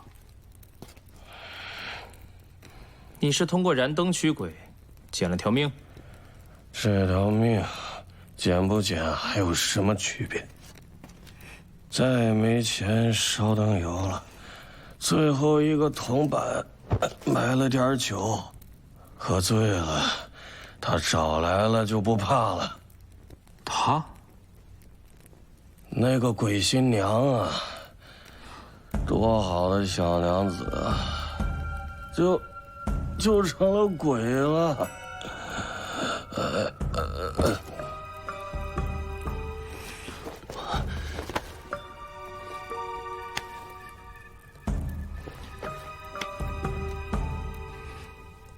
毒酒。大人，你们果然在这儿。大人，我得赶紧去把李老丈的死讯告知李正。这油灯您拿着，这样安全些。好。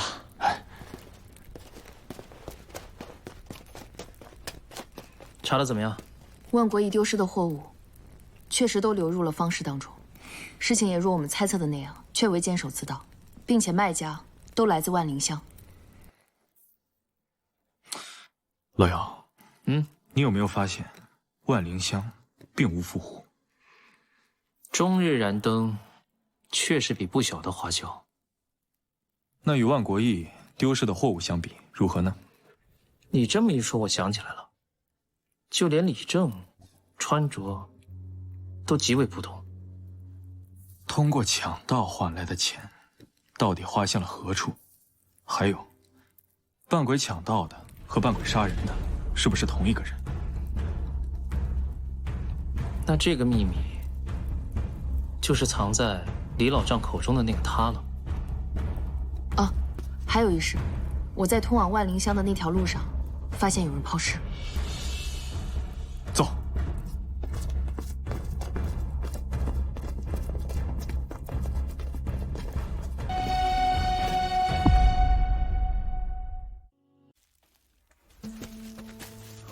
想不到天下第一鬼探还信燃灯驱鬼一说，因为我真的看到了。看到了什么？看到了我心中之鬼。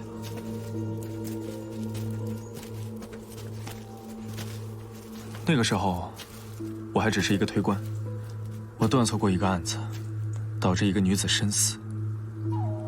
这是我心中最恐惧的事情，所以我怀疑这个林子里面肯定是有古怪，可以勾起人心中的恐惧。你什么都没有看到吗？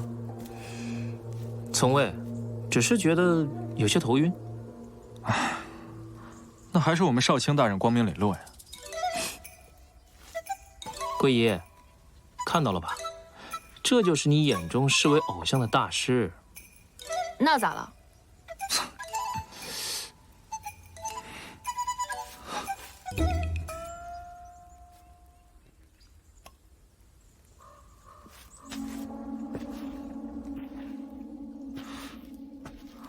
马绒花？何为马绒花？这是一种来自西域极其罕见的药草，无色无味，有极强的致幻性，其花粉可传数里远。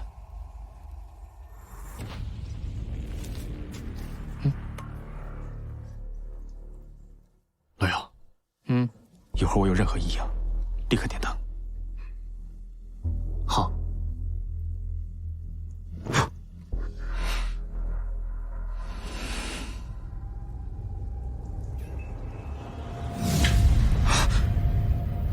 神荼百奇，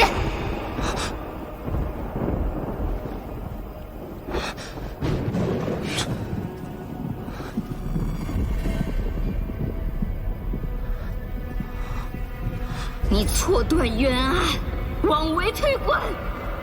我抓到了凶手，我已经还你清白了。可我已经死了。我再赎罪了。这些年我拼命查案，就是不愿世间再有此冤情。我再赎罪了，我已经再赎罪了。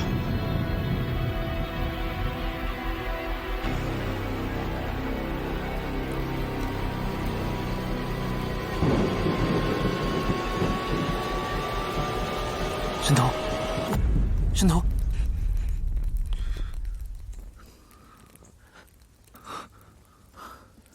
如何？我知道了。方才在于老汉家的时候，灯油当中有股香气，那个香气就是解药。哦，让全乡人笼罩在麻绒花的致幻性中，然后再利用灯油中的解药来解，以此来维持百姓的正常生活。到了夜晚，想杀谁，便扑灭谁家的油灯。也许这就是真相。可他为什么要绕这么大个圈子，让全乡的人散尽家财，为油灯所累？莫非全乡人都是他的仇人？先找到小木娘子说的抛尸之地，看有没有什么新线索。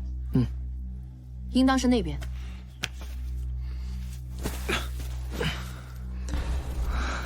走。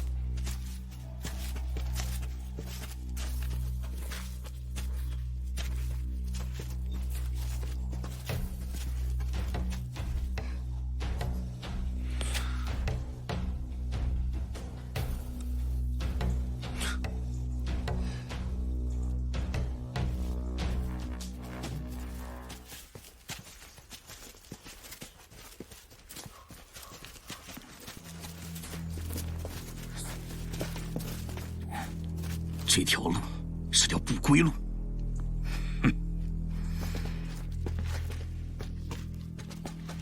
等等，不对，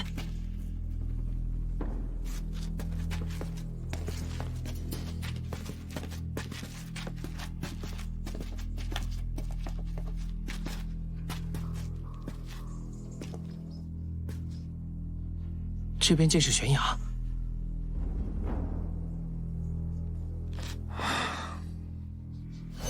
若没人带你们出去，你们永远都出不了这万灵香。他们不想别人出万灵香，于是做了假的路牌。所有想要出去的人，都会被引到威崖边。不错，你们大理寺果然不一般。不过你们知道的太晚了。大胆刁民，不知深浅，对大理寺的人也敢刀兵相向。如果你们死在这个崖下，谁能知道？若有人来查，跟你们一般，谁也离不开这万灵香。给我上！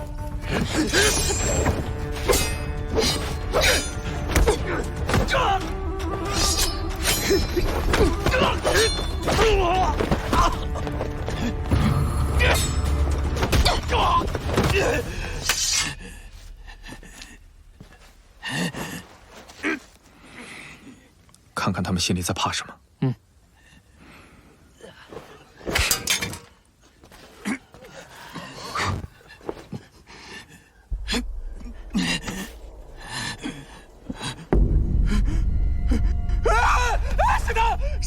是他！你别来找我！别找我！别找我！别来找我！是他要害死你的，跟我没关系。问他，他是谁？别过来！别过来！他是谁？谁叫钱元？不是钱元，他是王兴。为何害我？不要杀我！不要杀我！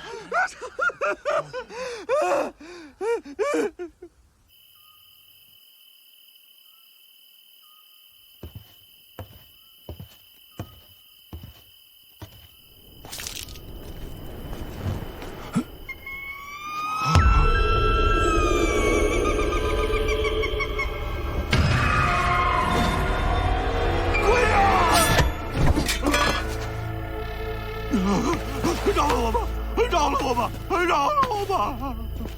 在林子里种下麻绒花，用这身红衣勾起他们心中的恐惧，再用灯油中的解药控制，想杀谁就灭了他的灯，对吗？活着的人也终日生活在恐惧当中，昼夜燃灯，散尽家财，最终饿死、冻死。我说的没错吧？你为何要置全乡的人于死地？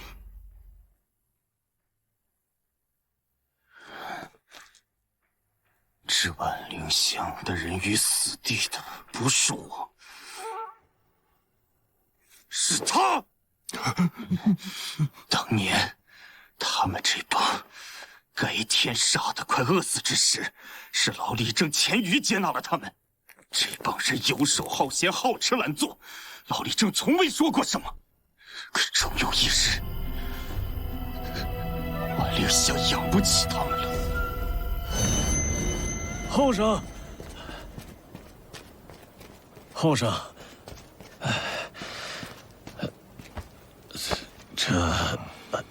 今日来呢，是想跟你商量个事儿。怎么了，千里正？莫不是要赶我们走啊？最近乡里吃紧，给大家准备了粮食，你们路上吃。在外那么久，也该回乡看看了。听闻千里正阿女要出嫁了，至少让我们讨杯喜酒，吃了再走呗。这生你恩，懂你仇。万里香可是他们的恩人呢，整这异乡的人，他们就用了1夜，就1夜。谢谢大家来参加我们的婚礼，大家吃好喝好，谢谢。乡亲们吃好喝好啊！哎，好。走，咱们去那边敬酒。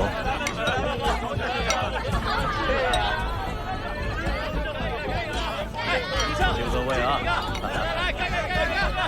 上脸，上脸啊！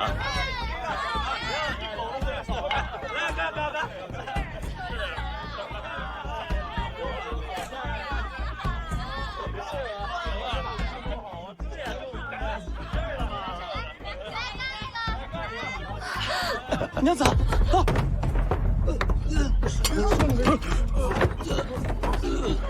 这事儿，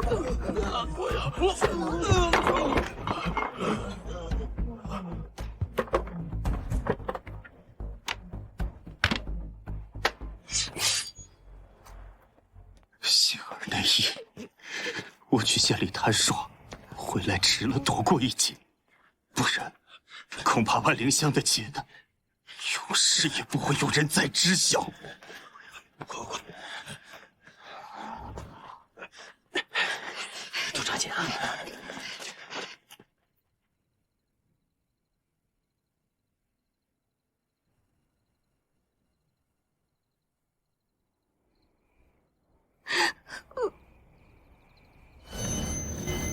他们占了我们的物，用了我们的名。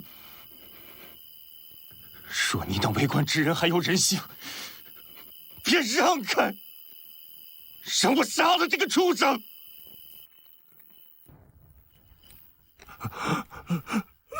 他做下了如此人神共愤之事，必死无疑。今夜我做主，你可以选择杀了他，我等就当从未来过万灵香。你也可以选择把他交给大理寺，让大唐律惩治他，并昭告天下。孙家，相信我，比起大唐律的惩罚，你杀了他，就是给他痛快解脱。我保证，他的骂名会传遍大唐的每个角落，遭万世唾弃。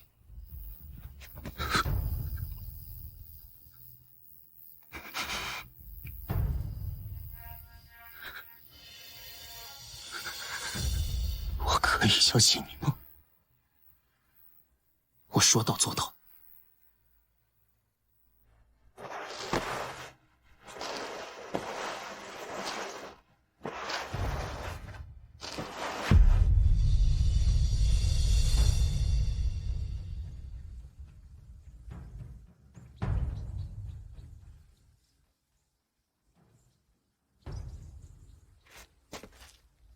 大人，这具尸体是酒糟鼻，他是西域客商塞卢斯。这具穿着大义服饰的是阿杜丹。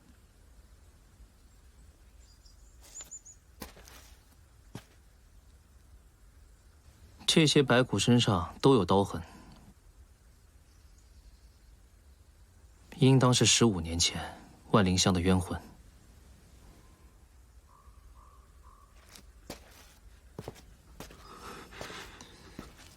孙安，你睁眼看看这些枉死之人。你视万灵香惊天血案于不顾，该当何罪？你包庇凶徒藏匿于昭昭盛世之下，该当何罪？你纵容凶徒劫掳货商，收受财物，又该当何罪？你怎配做我大唐之官？怎配做我大唐之人？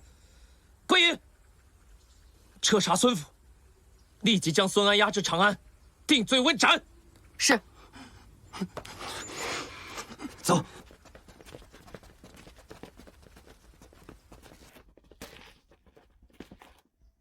贪欲啊，谈到头来，又能得到什么呢？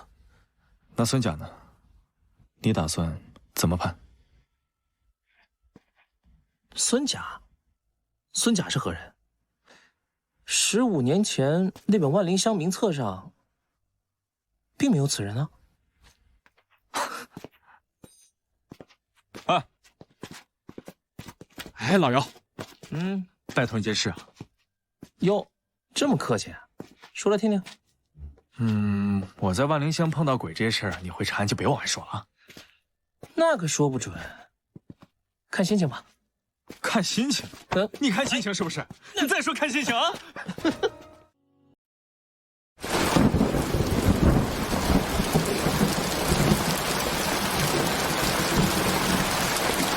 嬷嬷，我去就回。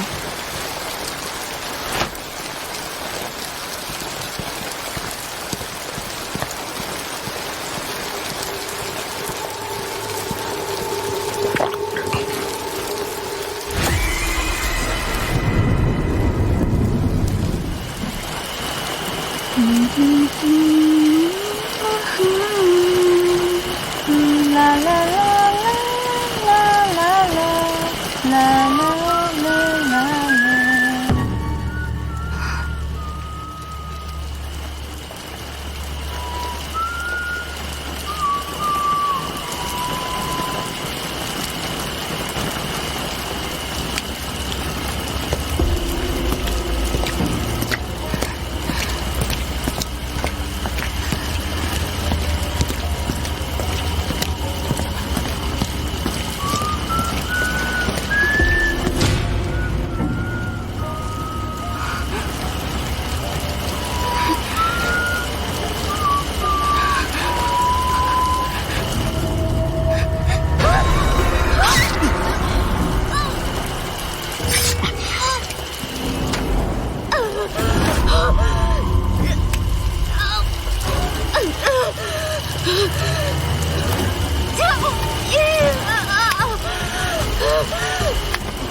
可知正气，无悔之举，真该好好洗洗。救命！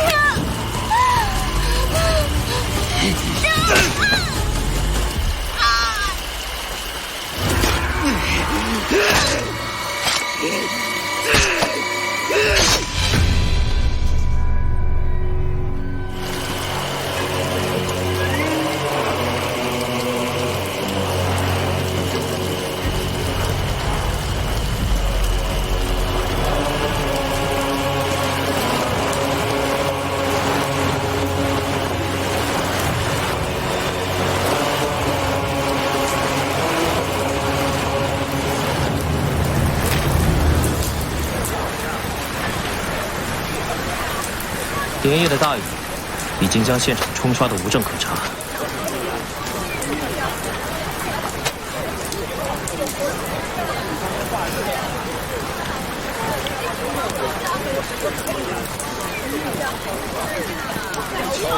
让开！让开！让开！让开！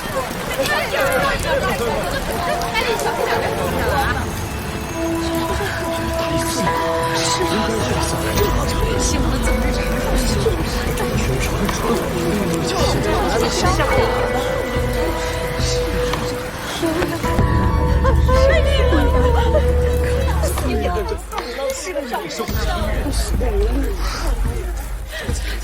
是否去请山图大使？往常这个时候，他闻着味儿就来了。今天奇了怪了，到现在都如此安静。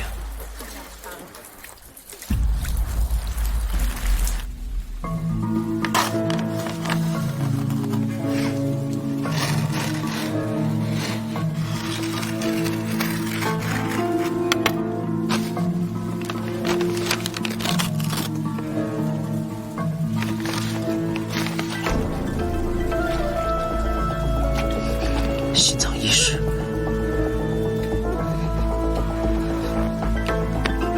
顶骨、额骨、颞骨、颧骨、鼻骨、下颌。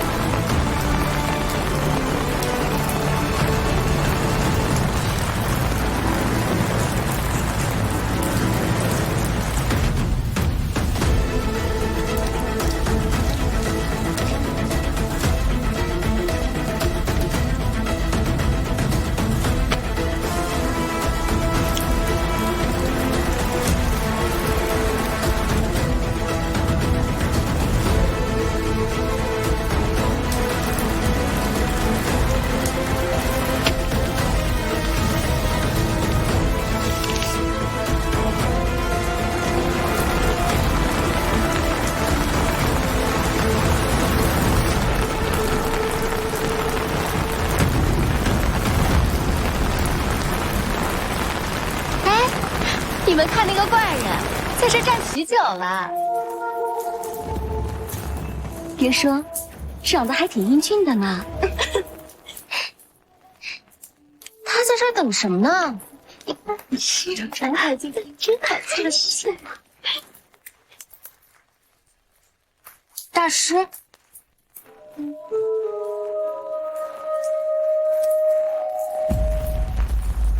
老杨，还算没让我等太久。我就知道，少不了你。大师，你这是未卜先知啊！竟然全都算到了。你家大人的本事，我最清楚了。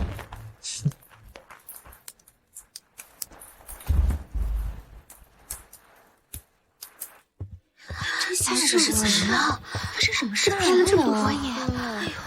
不会影响人生事啊？对啊，就是此人可是你兰香房的花魁乐进。正是。这可是他的衣物。哎呀，不知道，怎么有点眼熟啊？他是谁的？说他是咱们楼里的。是的，是的。哎呦，这两位大人都只打听一位姑娘啊！要是都看上了，我可要加钱呢。这大张旗鼓。我们是有正事相问，此人可有什么冤家仇人呢？大人说笑了，这官人们拿钱买欢，娘子们拿钱卖相，都是一些皮肉生意罢了。只要钱不插上，哪有什么仇人呢？没有仇。那他昨夜为何离店？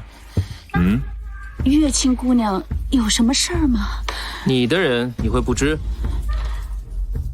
事关人命，若有隐瞒，严惩不贷。大人，这月清姑娘的月事迟迟不来，许是怀了身孕，她可是我们兰香坊的头牌，不能耽误了生意呀。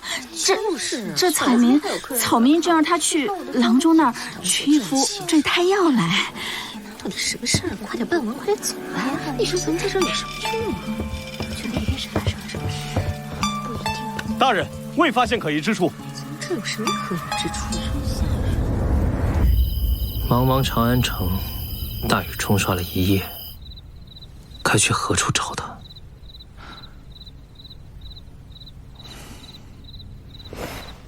别灰心，老姚。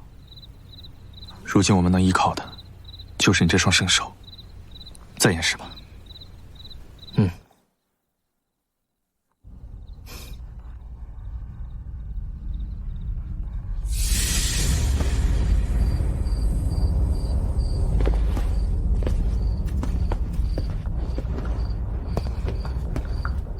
尸体身上刀伤共17处，分布在前心、后背、脖颈处，刀刀致命，且死者心脏丢失。凶手应当极通人体构造。尸体身上看不出任何挣扎、厮打痕迹，是虐杀。残暴无情，毫无人性。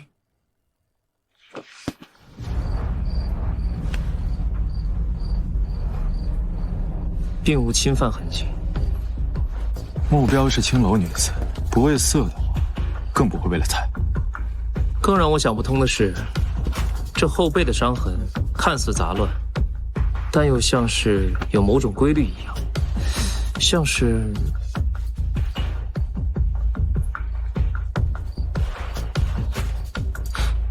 画，正是一幅没有做完的画。照这么说的话，凶手肯定还要杀人。老姚，通知左右禁务卫协助大理寺全程夜巡。好。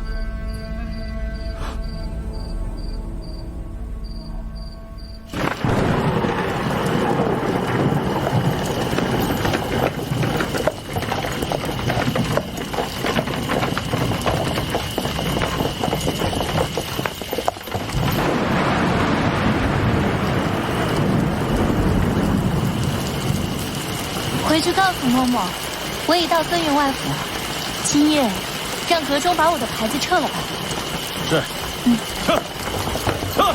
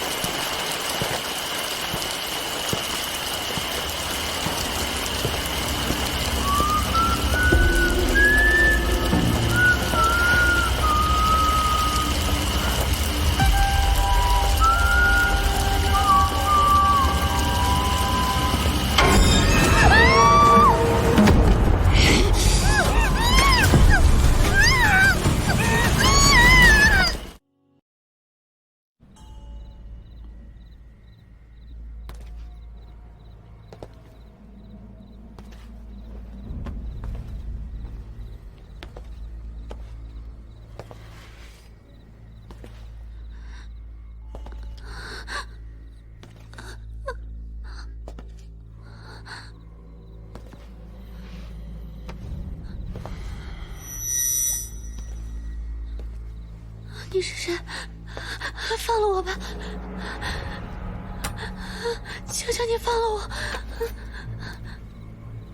放了我！求求你放了我！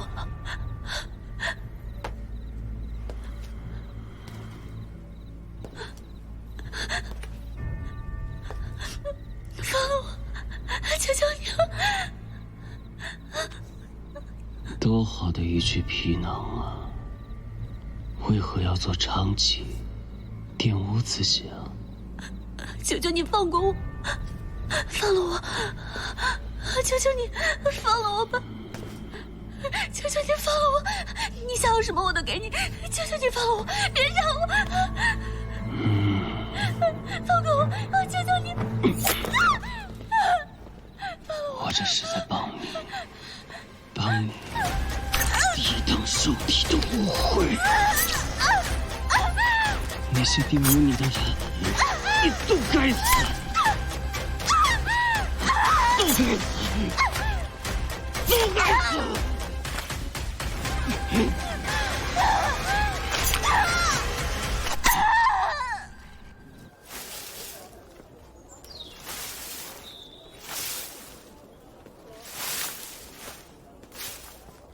这恼人的阴雨天，终于停了。哎，这是何物？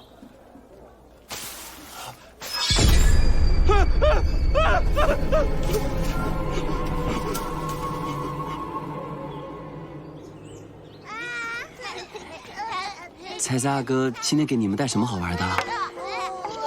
你要哪个？我要这个。那你要这个？哦。我给你也找一个，这个吧。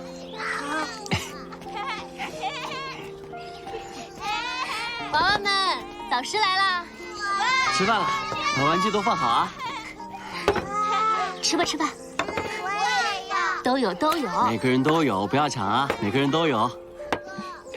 刘腾阿哥，你上次带来的东西都还在呢，做这东西费时费力，你不必如此费心。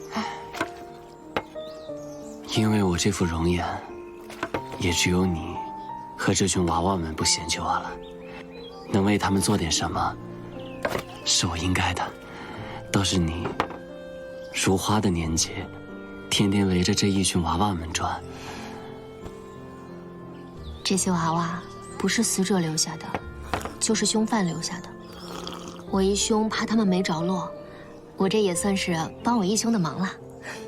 那你义兄姚少卿的案子查得如何了？京城又现一名死者，分尸。又是预言。坤玉前夜命案是同一人所为。我们还是晚了一步，如此泯灭人性，当真人神共愤。凶手明明可以将尸块抛尸于山中，为何要抛尸于此呢？这多吓人啊！此处是百姓聚居之地，难道凶手是想引起恐慌？他不光想要杀人，他更想引起人们心中的恐惧。他要扰乱整个长安城，他也许很享受这种感觉。下令吧，整个长安城百姓聚集地寻找尸块。东西4市、平康坊、朱雀大街、崇仁坊、城门。少卿大人，朱雀大街南段发现尸块。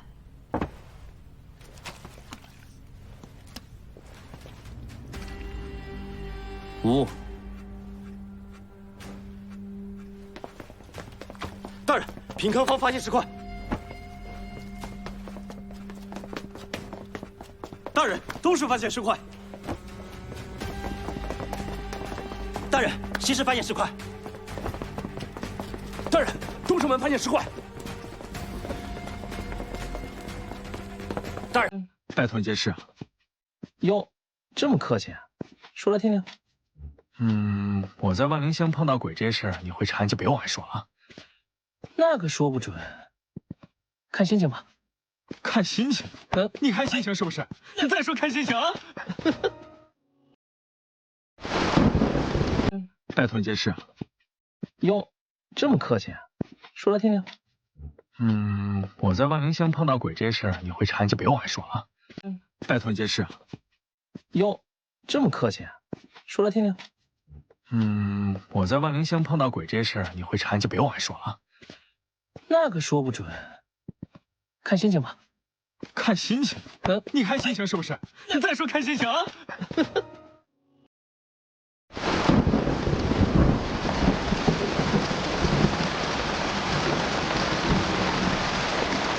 妈妈，我去听这回。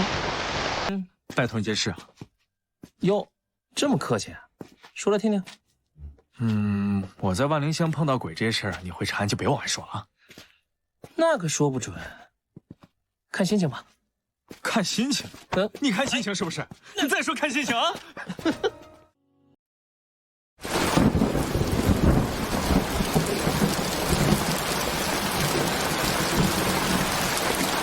妈妈，我去听这回。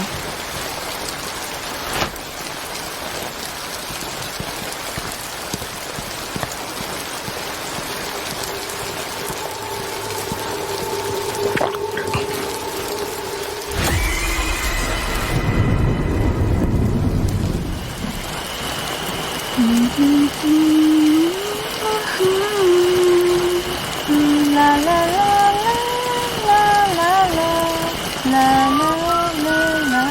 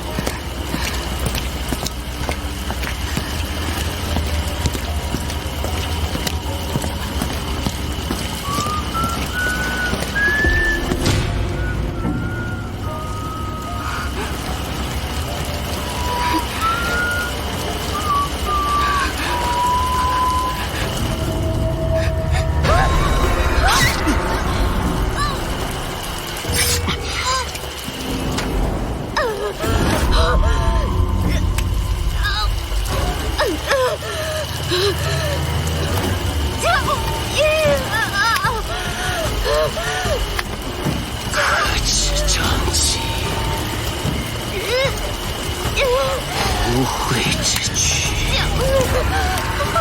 真该好好洗洗。救命！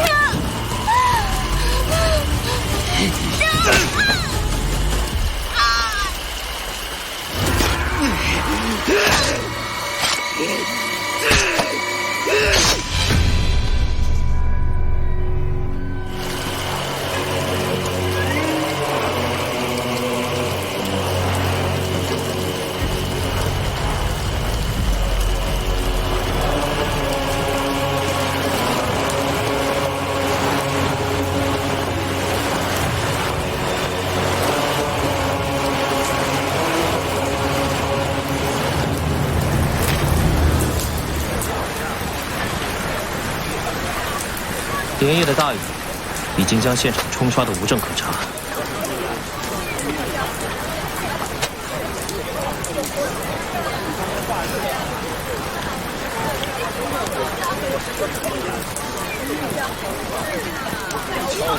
让开！让开！让开！让开！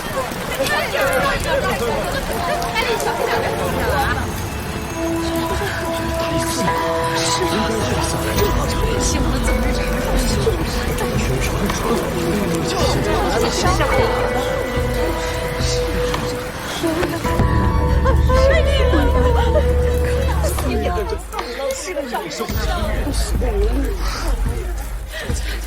是否去请山图大师？往常这个时候，他闻着味儿就来了。今天奇了怪了，到现在都如此安静。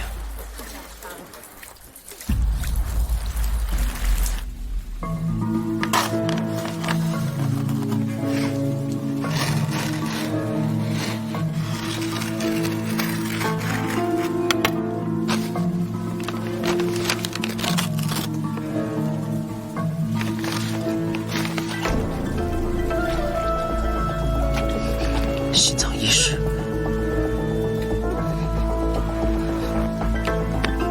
顶骨、额骨、颞骨、颧骨、鼻骨、下颌。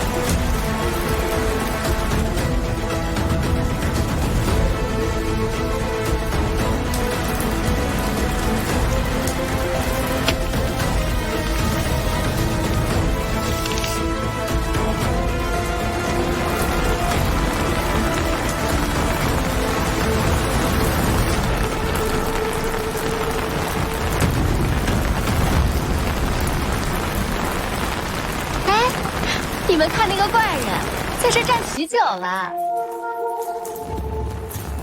别说，长得还挺英俊的呢。他在这儿等什么呢？真好听，真好听！大师。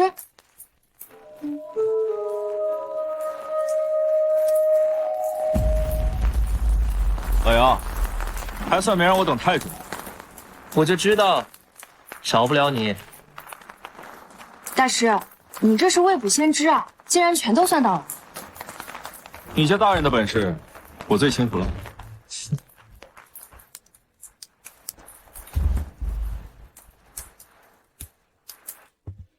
这下是怎么了？发生什么事了？这不专业，不会影响这件事啊？对啊，就是此人可是你兰香房的花魁月清。正是。这可是他的衣物。哎呀，不知道，有点眼熟啊。是谁的事？除非是咱们龙氏啊？是的，是的。哎呦，这2位大人都只打听1位姑娘啊！要是都看上了，我可要加钱呢。这大张旗鼓。我们是有正事相问，此人可有什么冤家仇人呢？大人说笑了，这官人们拿钱买欢，娘子们拿钱卖相，都是一些皮肉生意罢了。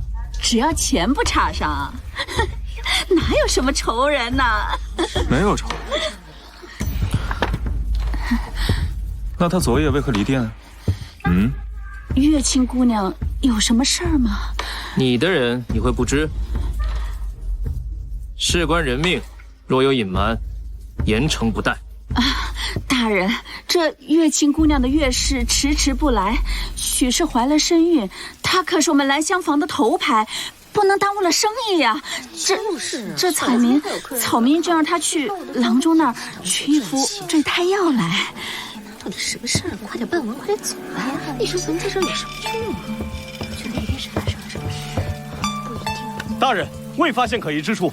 这有什么可疑之处？茫茫长安城，大雨冲刷了1夜，该去何处找他？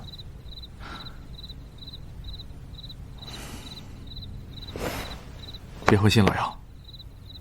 如今我们能依靠的，就是你这双圣手。再验尸吧。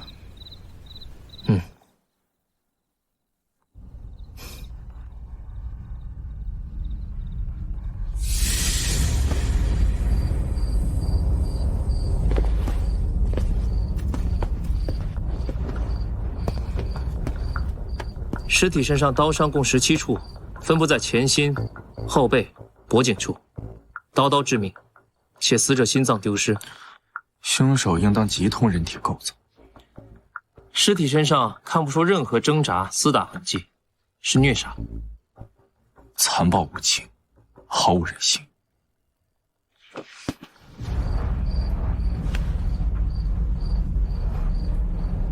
并无侵犯痕迹。目标是青楼女子，不为色的话，更不会为了财。更让我想不通的是，这后背的伤痕看似杂乱，但又像是有某种规律一样，像是……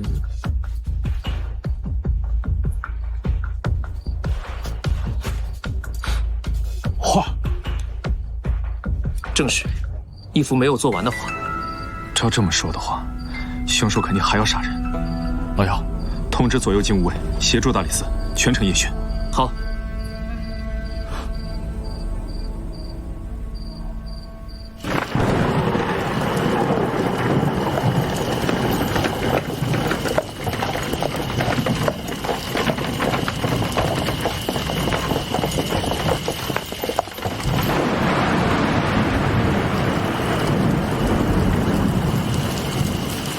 回去告诉嬷嬷，我已到孙员外府，今夜让阁中把我的牌子撤了吧。是。撤。撤。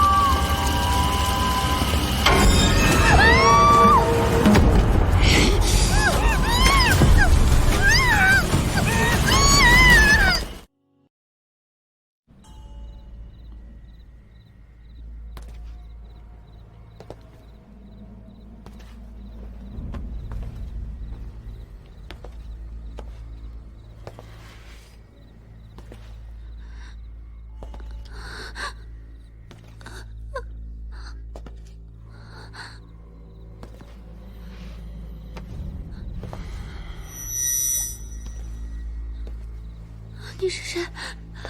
放了我吧！求求你放了我！放了我！求求你放了我！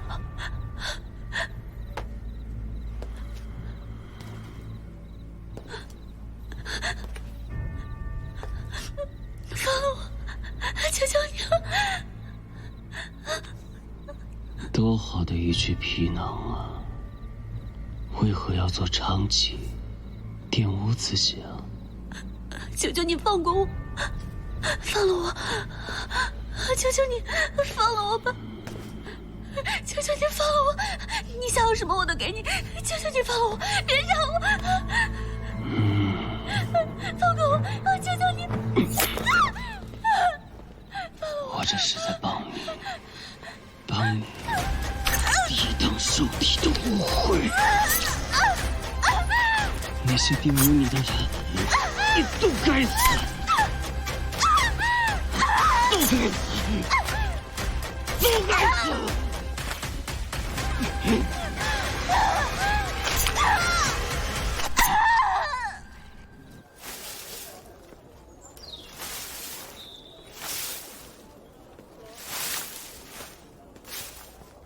这恼人的阴雨天，终于停了。哎，这是何物？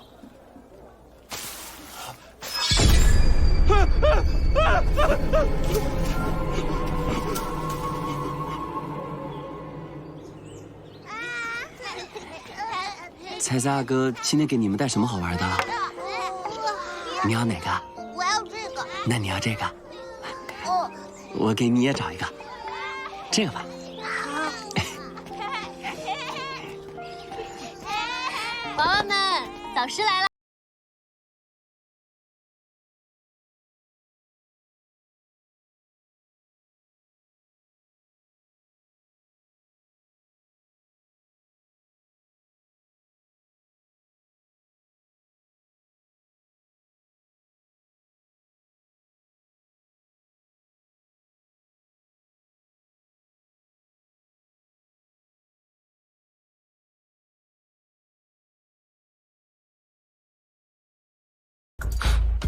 画，正是，一幅没有做完的画。照这么说的话，凶手肯定还要杀人。老姚，通知左右警务卫协助大理寺，全程严巡。好。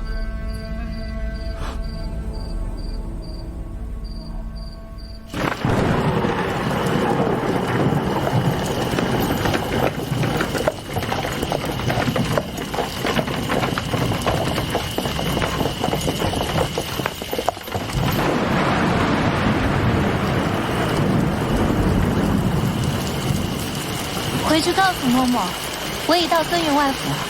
今夜，让阁中把我的牌子撤了吧。是。撤。撤。撤。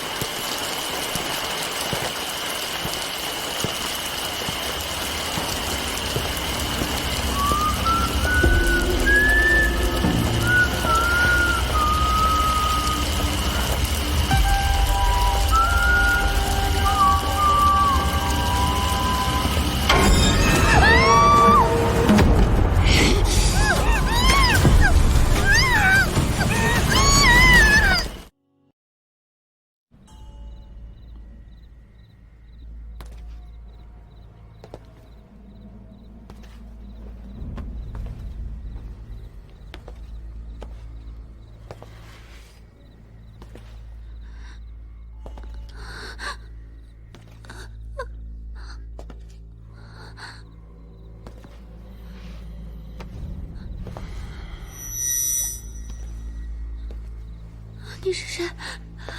放了我吧！求求你放了我！放了我！求求你放了我！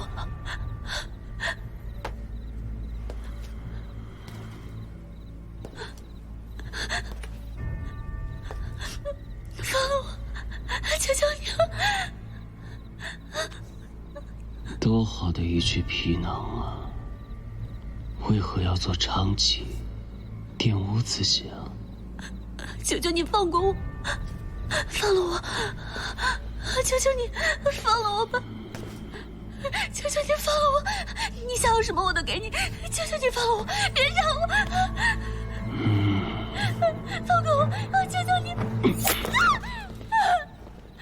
我这是在帮你抵挡受体的污秽。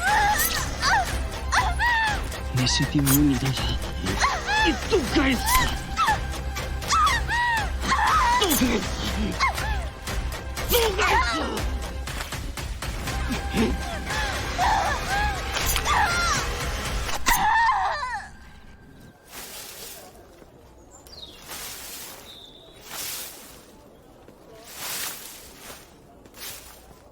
这恼人的阴雨天，终于停了。哎，这是何物？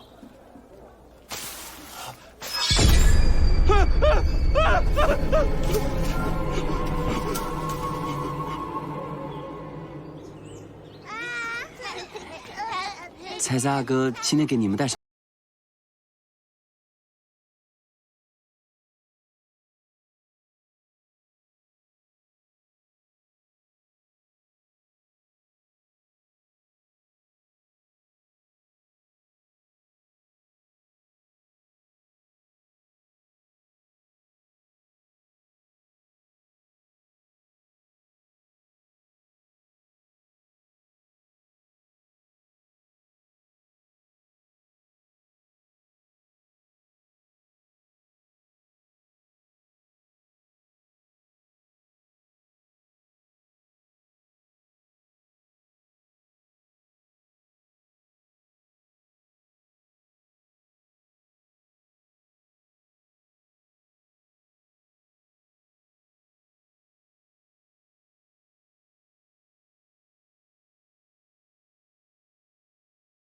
我义兄怕他们没着落，我这也算是帮我义兄的忙了。那你义兄姚少卿的案子查得如何了？京城又现一名死者，分尸。又是语言。坤与前夜命案是同一人所为。我们还是晚了一步，如此泯灭人性，当真人神共愤。凶手明明可以将尸块抛尸于山中，为何要抛尸于此呢？这多吓人啊！此处是百姓聚居之地，难道凶手是想引起恐慌？他不光想要杀人，他更想引起人们心中的恐惧。他要扰乱整个长安城，他也许很享受这种感觉。下令吧，整个长安城百姓聚集地寻找尸块，东西4市。平康坊、朱雀大街、崇仁坊、城门。少卿大人，朱雀大街南段发现尸块。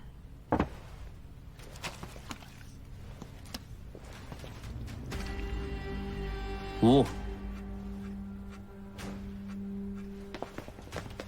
大人，平康坊发现尸块。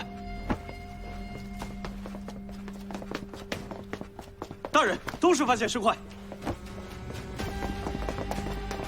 大人，西市发现尸块。大人，东城门发现尸块。大人，南城门发现尸块。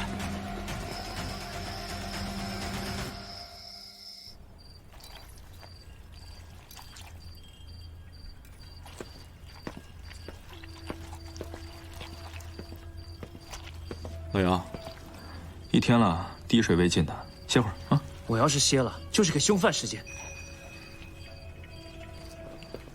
可以啊，少卿大人，有我当年的风范啊。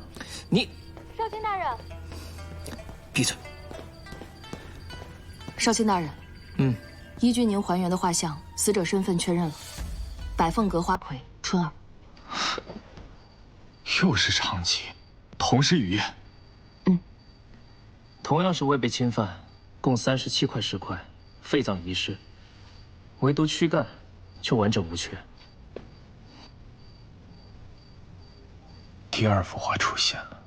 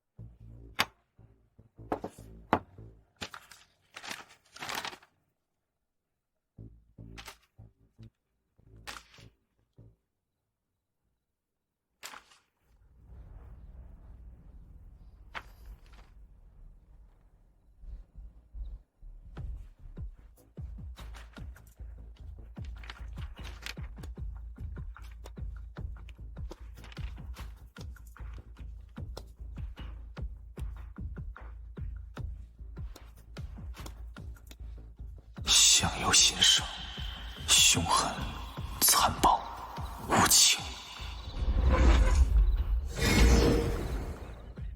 在行凶过程中获得快感，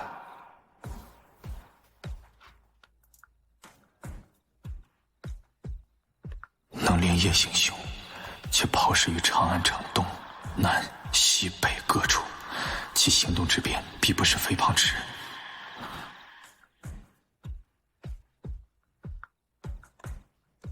目标皆为长吉，但死者并未遭到奸污，不是贪色之人。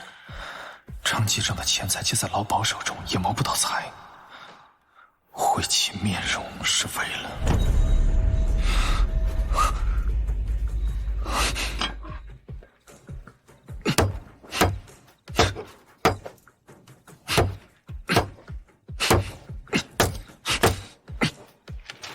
是自卑，是相貌丑陋，还是脸上有伤痕？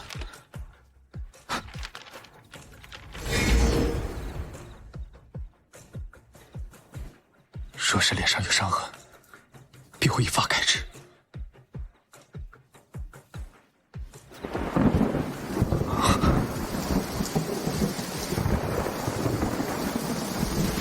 又是语音。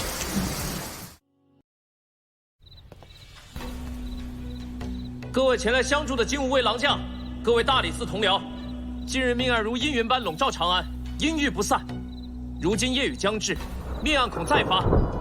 遥远特请诸位夜查长安，为保长安太平，少卿大人，您尽管吩咐吧。长安城108方，朱雀大街以东，就拜托你们了。诺。穆桂仪，带领大理寺的所有人员彻查朱雀大街各方，不可遗漏任何一个角落。是。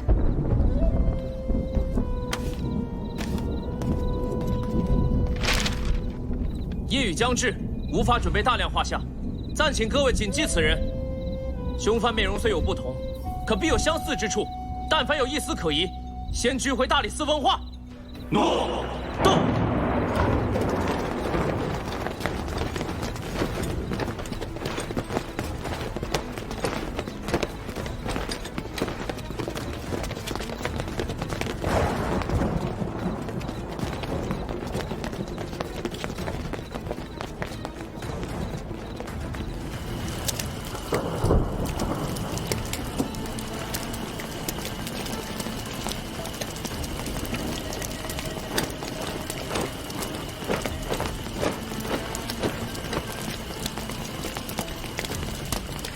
你去那边。是。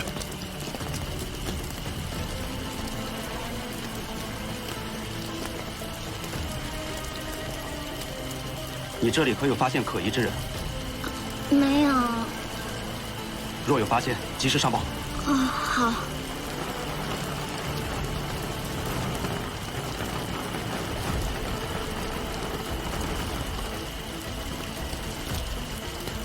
走。哎，该死的贼子，祸害的老娘连生意都做不了。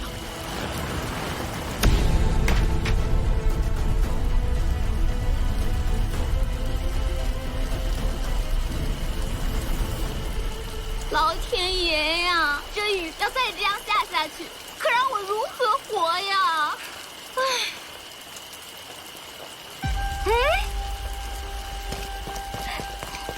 哎呦，客，哎呦，淋湿了吧？奴家给客擦擦。定是奴家色衰，奴家这就去找小娘子，给客梳洗干净啊。客，楼上请。慢点啊，客。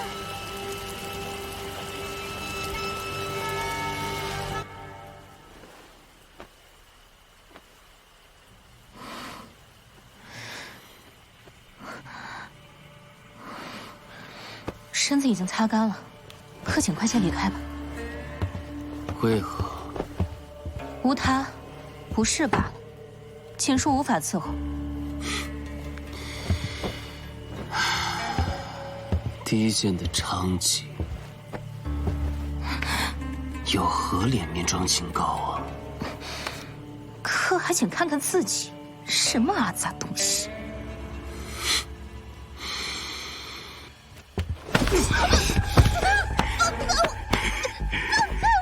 你们不就是这么人人狩猎、不知廉耻的吗？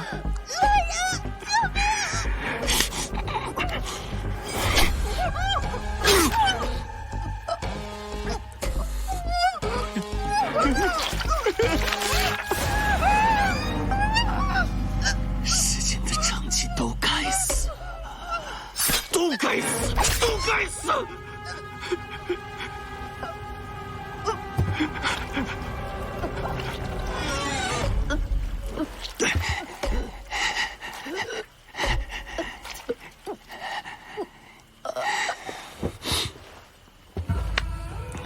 你说对了，我就是个阿杂东西，我身上淌着娼妓的血，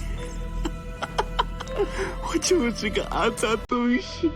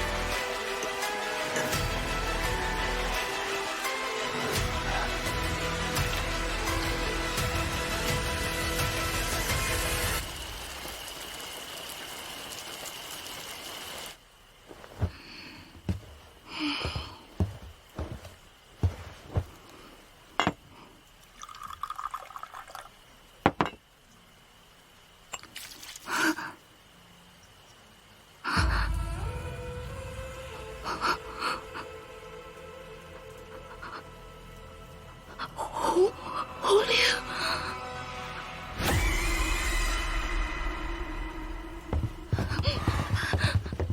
官人们就是这间房。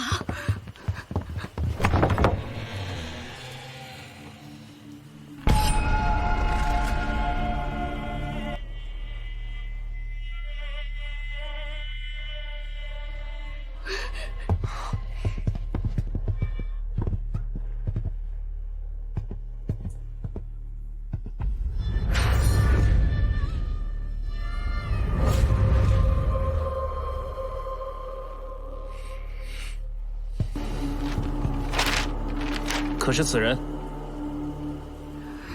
奴家给客擦擦，有些相像，但是眼睛似再小些，下巴似再尖些，鼻子似再大些。来人，将死者放下。诺。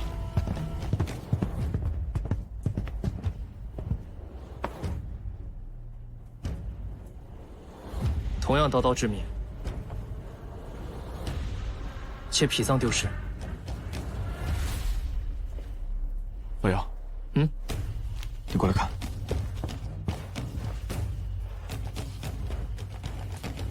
看这个。这是？我们离他越来越近了。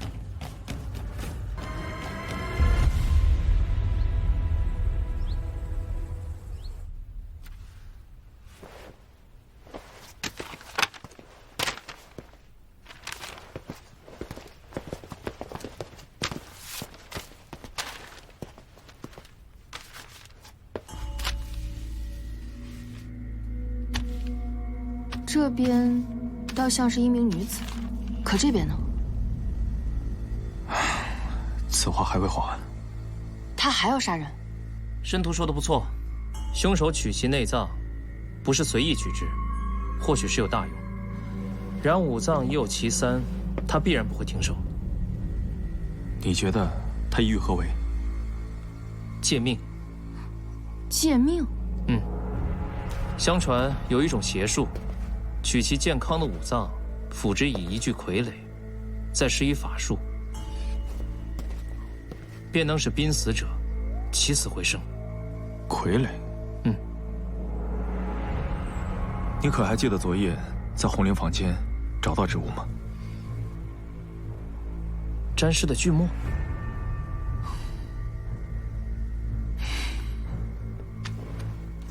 你觉得死者身上的画是何物所致？类似刻刀。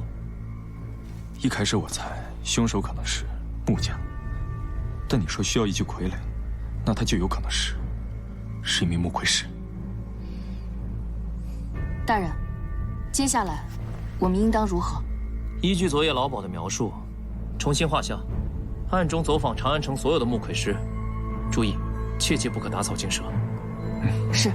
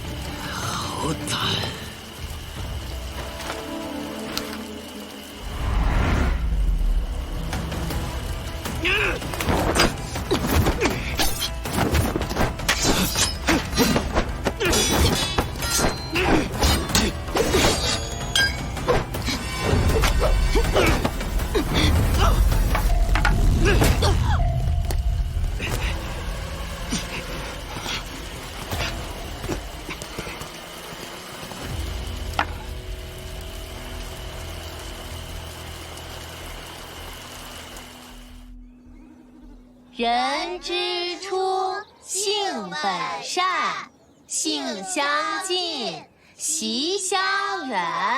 苟不教，性乃迁。义兄，来，去吃糖果吧。去吧去吧。看义兄这一脸愁容，莫非案子还无进展？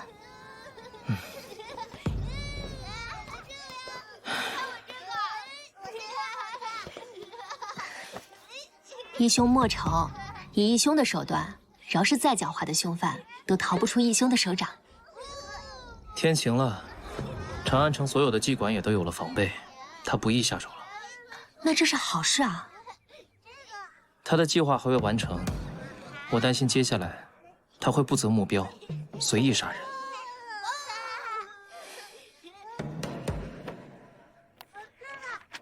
西柔，你也要小心，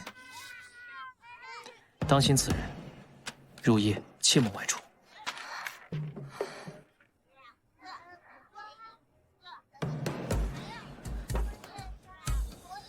唉，离入夜也只有5个时辰了，西柔，我就先走了。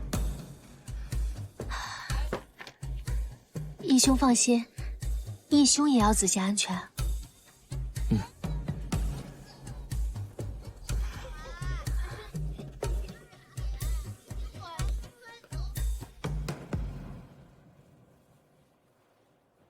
大人，全长安所有木魁师的铺子买了个遍，尽皆在此。没露出破绽吧？没有。大人。诸位，凶徒面具做工极佳，锉刀痕迹细如发丝，漆面加入了桐油，故亮度极佳。红漆里含有大量的朱砂，故鲜红如血。漆面共修6层，依据这些特征一一比对，半个时辰之内给我结果。诺。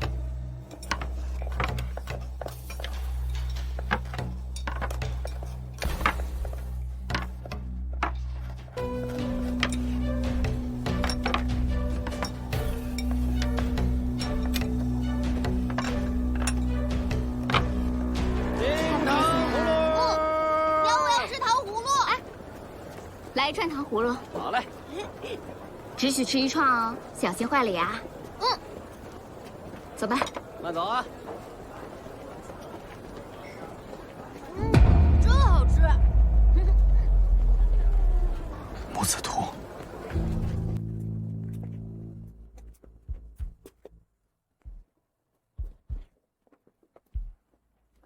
他在死者身上作画，是在将心中所求这样画出来。他的目标极为长期，莫非其目便是长期？出身时他自卑自毁面容，隐恶生恨，想要杀尽天下的长期。如此一来，就都能说通了。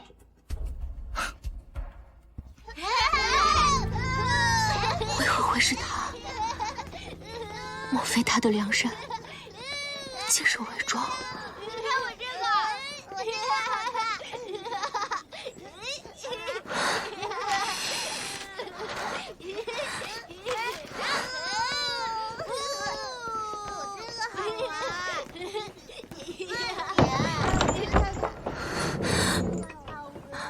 西楼，刘同，阿哥，你这是要到何处？娃娃们饿了，我去买些饭食。不必了，我带了点心蜜饯。娃娃们，看看阿哥，给你们带什么好吃的了？好吃的蜜饯，来，每个人都有啊。来，给我一个。西柔，啊，你义兄的案子查得如何了？没什么进展。阿哥，你的腿这是怎么了？啊，摔的，不碍事。那我去给你拿些药吧。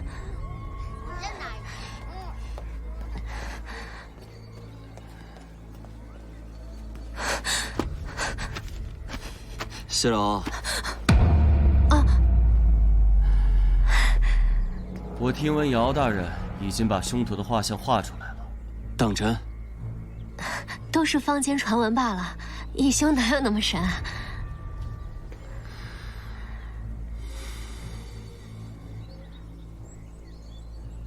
阿哥，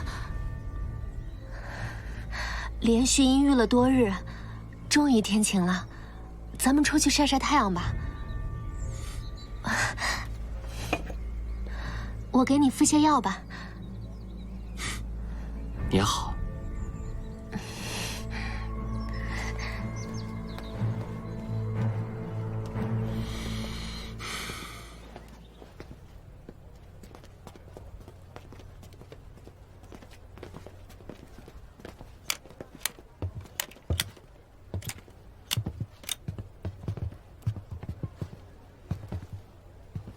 将士啊，这面具可是你殿中之物。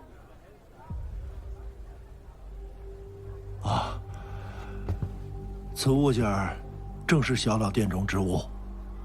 几位身穿官服，怎么，这物件有什么问题吗？那问题可大了。近日长安城中发生的命案，这可是关键的物证。啊，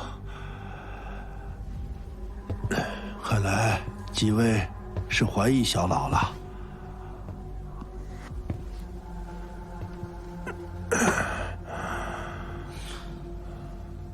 将士您误会了，凶手已被大理寺擒获。他是觉得这个面具十分贵重，是托我们转交给您。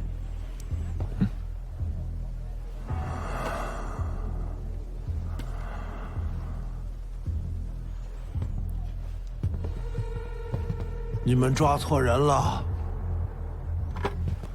我才是真正的凶手。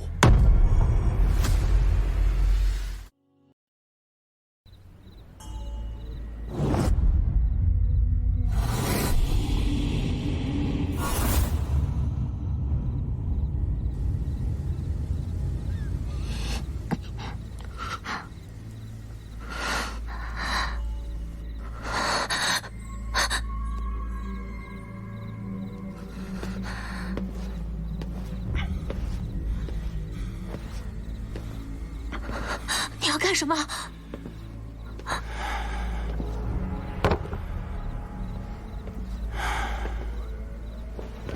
你莫要怪我，若不是你义兄带着大理寺把我逼得走投无路，我不会这般待你。我本以为你只是面恶，但心善，谁知你竟真做出如此人神共愤之事！我只能如此。你与我说过，你阿爷被朝廷处死，你的命是你义兄给的。若他将不久于世，你可会救他？你可会不惜一切救他？我会。我的命是师父给的，我不管什么人神共愤，我只求自己能够心安。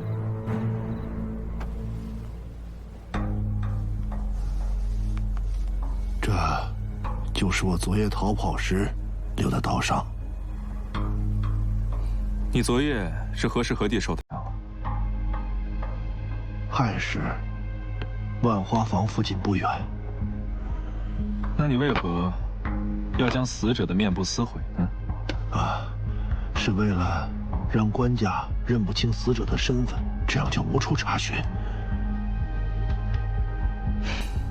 很好，那么请你把在死者身上刻画的画给画下来。你既能在皮肉上作画，想必在纸上更是易如反掌吧？若你真能画出，我大理寺便定你的罪，饶过你一心包庇之人。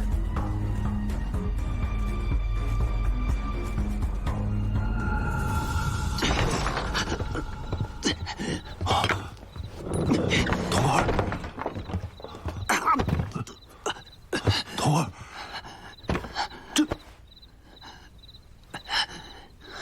你被他们发现了啊！你。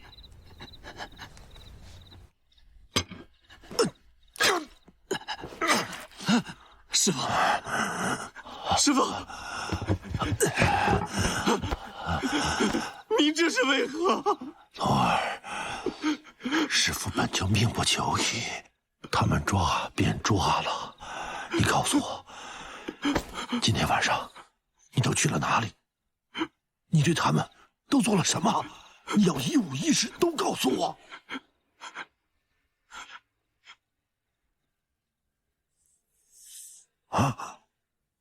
我今晚去了万花坊，还是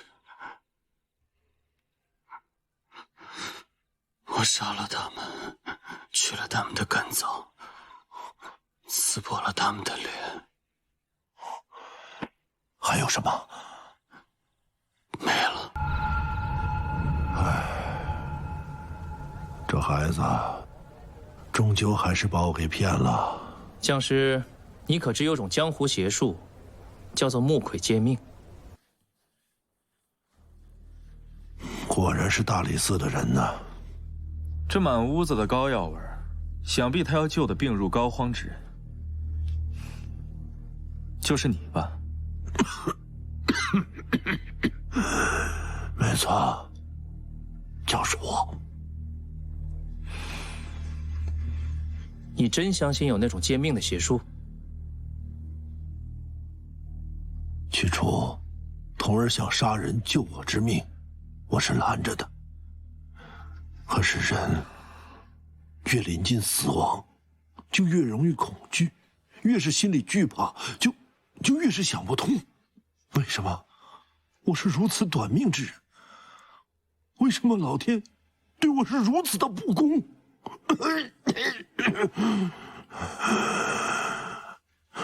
越是恐惧，就越是放不下，心里就越是不舍。后来我就不再拦着他了，说任由他去。都怪我，都怪我的贪心。我想再试试。愚昧至极。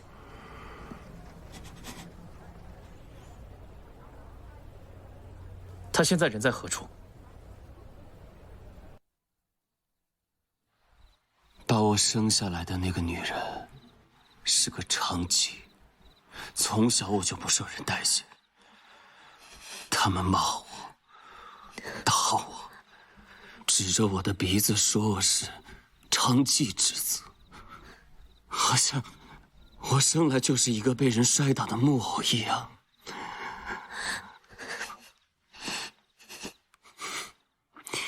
我愤怒之下毁了自己的面容，我希望他们怕我，可谁知他们不但不怕我，我还成了一个怪物，邪物。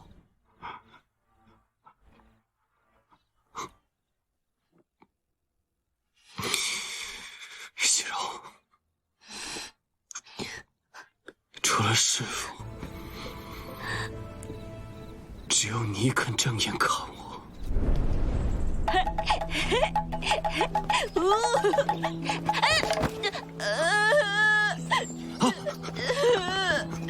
没摔疼吧？啊！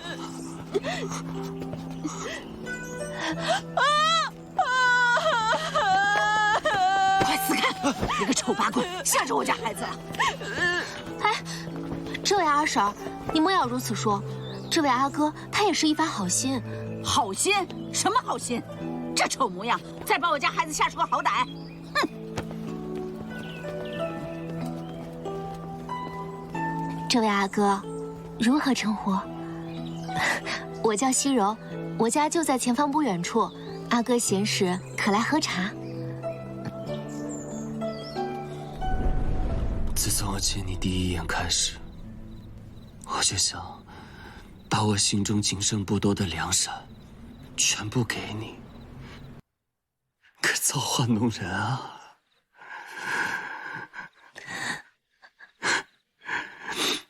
待我救了师父的命，我也会死。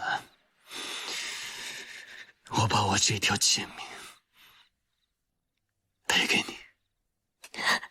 停手吧，回头吧，刘头阿哥，不要再执迷不悟，不要再错下去。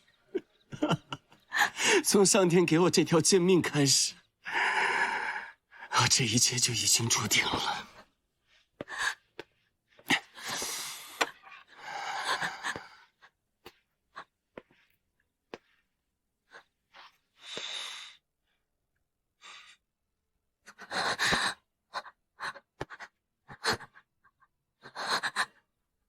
我不会让你有痛苦。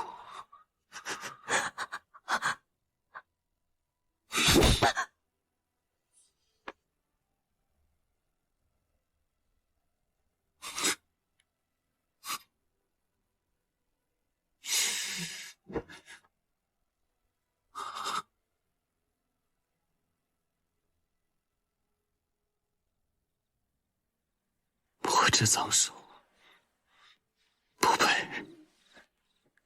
住手！童儿，西柔，刘同，你放了他。师父，童儿马上就可以为您续命了。童儿，解命是江湖邪术，是虚妄。之前师父没有拦着你，是师父错了。现在听师父的，放手，放手啊！不是虚妄，师父，我能救你，我一定能救你。现在五脏之缺一脏，我有我自己的，我一定可以救你。住手！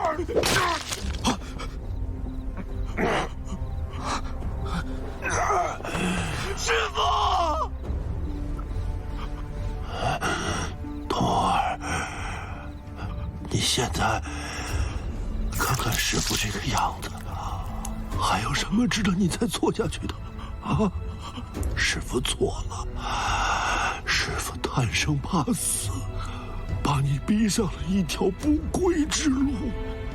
师父的自私，害了我唯一的徒儿。师父，孩子，放手吧，你还小，不要背上太多的罪孽。师父，求你了，啊！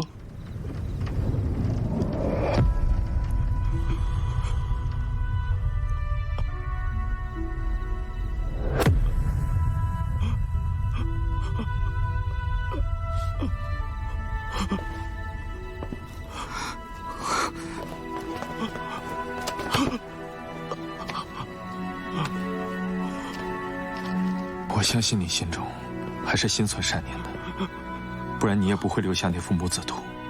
你心中所想，我看懂了。你别再跟我提那个贱人，我这辈子只有师父。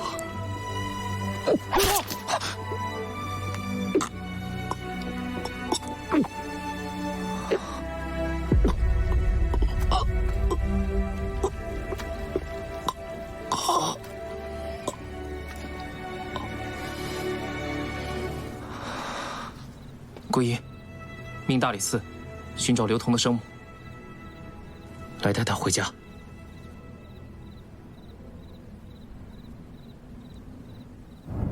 来吃糖果啦！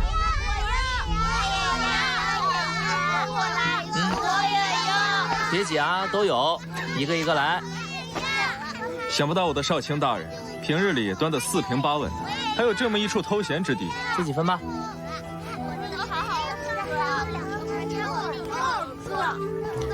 这些孩子本就没爹没娘，若再无人照顾，又有多少会如刘同那般呢？你果然和朝中那些只知道权和利的人不同吗？我都开始有点佩服你了。话都这么说了，以后就同我一起照顾他们吧。大人，大师，刘同的阿娘找到了，因刘同当年失踪，他阿娘苦寻之下疯了。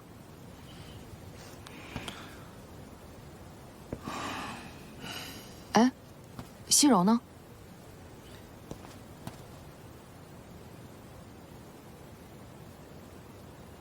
皈依，把刘同葬了吧。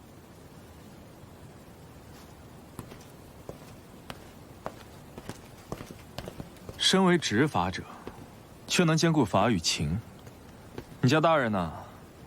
不错。长安城中有这么一处地方，毗邻鬼市，小贩、商贾、百姓杂居，有富的流油的，也有生活不堪、穷得叮当响的。这地方啊，就是务本房。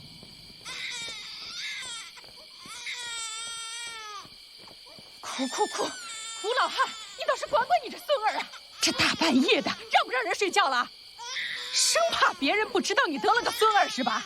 胡老汉，胡老汉，行，不让我睡，咱都别睡了。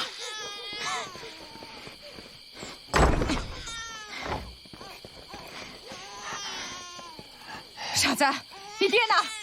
你儿子哭成那样，你们爷俩就没一个管管？傻子！胡老汉，胡老汉，胡老汉！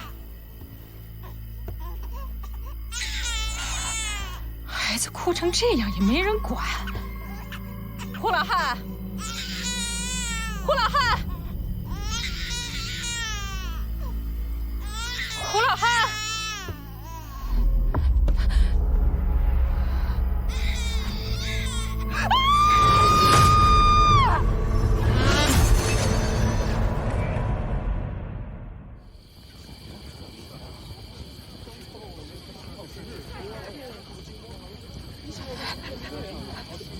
深夜你为何到胡品家？胡品家的孙儿一个劲儿的哭，吵得草民没法睡。大人，真的与我无关啊，不是我干的。你问他们，肯定也有人听到。你们说话呀！你们说话呀！为何都不说话？大人，草民与胡品无冤无仇啊！程破天就是看不起他。嘲笑过他家里有个傻儿子，他们也都骂胡品。你们平日里不也是对胡品指指点点的？怎么结婚都哑巴了？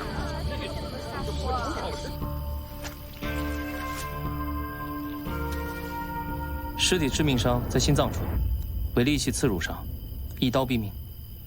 尸体缝尸线从心脏处直至腹部，腹内被硬塞入草人，胃肠皆已被挤烂。究竟是何等通天的仇恨，才会做下如此恶毒的诅咒？诅咒？古籍记载，以草人之于人妇，即使死者转世为人，也将断子绝孙。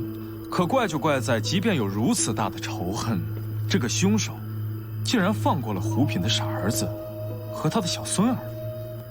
对此二人不仁者，那最有可能的便是胡牙之妻了。下次再来啊！鸡毛掸子、小香包、小铃铛啊！客官需要什么？你就是他们口中的包打听。哎呀，我只是个货郎。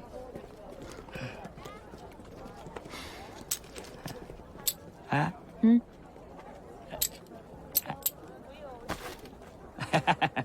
我这走街串巷的呀，谁家长谁家短儿，倒是也知道那么一点点儿。胡牙你认识吧？认识啊，东家那傻子嘛，认识。那你可知道他从何处讨的娘子啊？讨的啊？呸！胡牙呀，他阿娘死得早，他爹呢，胡品啊，又是个窝囊废，他自己还是个傻子，你让他上哪去讨啊？那女子为何愿意嫁入胡家呀？她是何来历？哎呀，这个，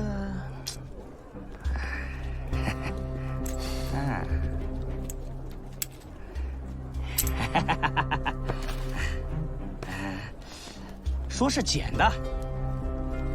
捡的？你说这要是捡吧，他也轮不到他胡家呀。我看呐，8成啊是花光了家里所有的钱买的。你可不知道啊，这一向叫人看不起的这个胡品啊，这次可算是扬眉吐气了。卖花了，卖花了啊！这就是哎，这才什么时间？就那个胡品，几位嫂子，这舌头又痒了，又嚼谁家舌根子？去，哪儿都有你。说出来给我听听呗。还说啥呀？正主来了不是？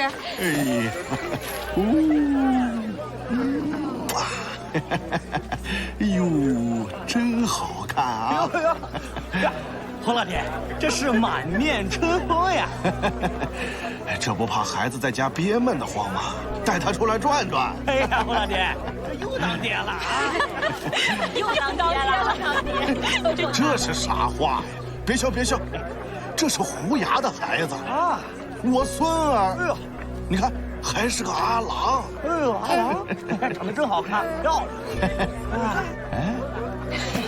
你看郎君呀，真有福气。那恭喜胡老爹，这个呀，就当我给小阿郎的见面礼。哎，好，谢谢啊。那胡老爹呀，那人不错，平时啊，我都拿他逗闷儿。哎，那女子长何模样？那没见过，但是我听说呀，自从这个女子进了胡家，那胡家的大门呢，便整日关着。这胡品呢，真把这个女子啊当成宝了，生怕别人给抢走。行，老板生意兴隆啊！哎，下回再来啊！需要什么下回再来。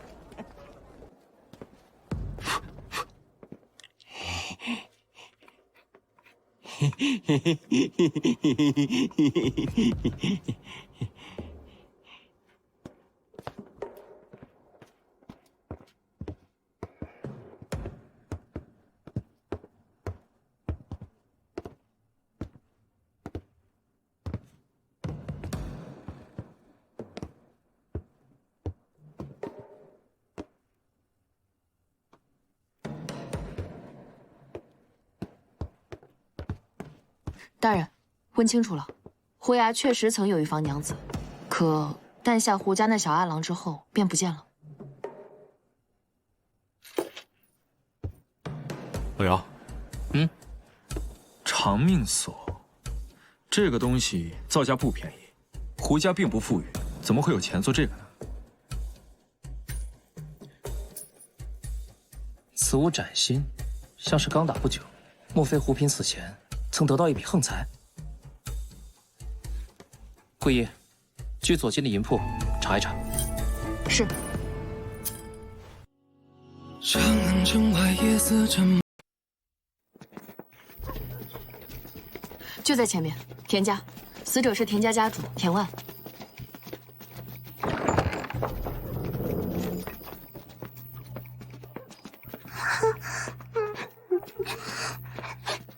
阿娘在呢，别怕。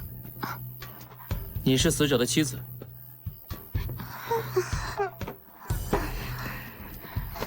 是，奴家田陈氏，陈莲。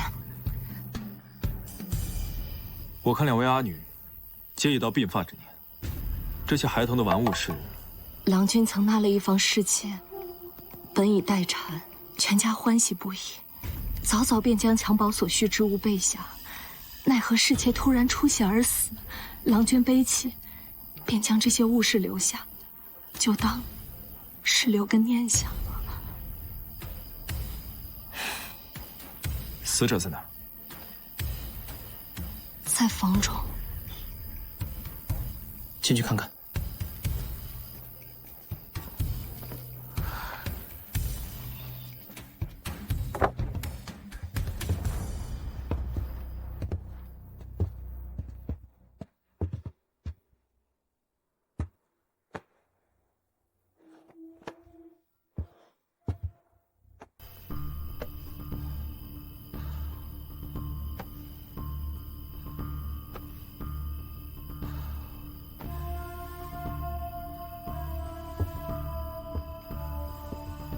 空与胡品死因一致。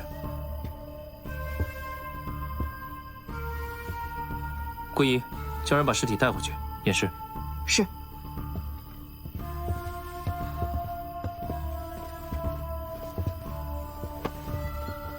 可有什么发现？没有破门的迹象，屋内并未遭遇盗抢，更没有打斗的痕迹。你觉得会是谁？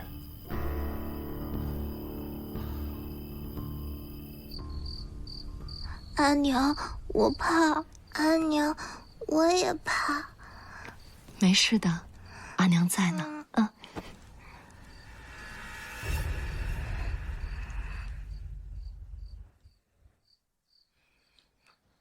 今夜可有他人到过府上？郎君今日刚从外部跑伤回来，早早便歇下了。我也带着2个孩子到东屋睡下，未曾听到有人来。死者生前和东街的胡品可相熟？奴家不认得，也未曾听郎君提起过这个名字。大人问起此人，是他与郎君的死有关。可否带我们到侍妾房中一观？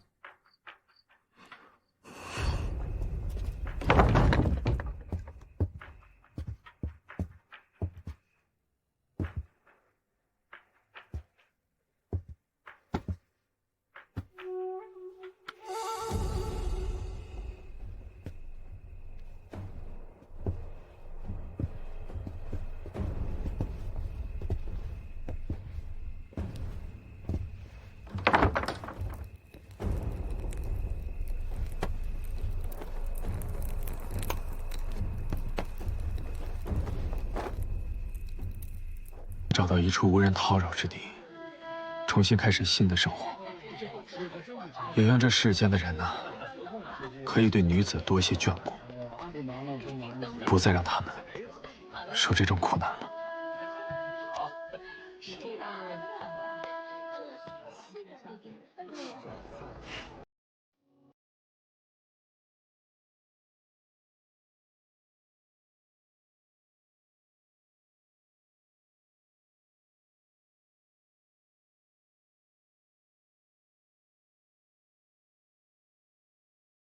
找到一处无人叨扰之地，重新开始新的生活。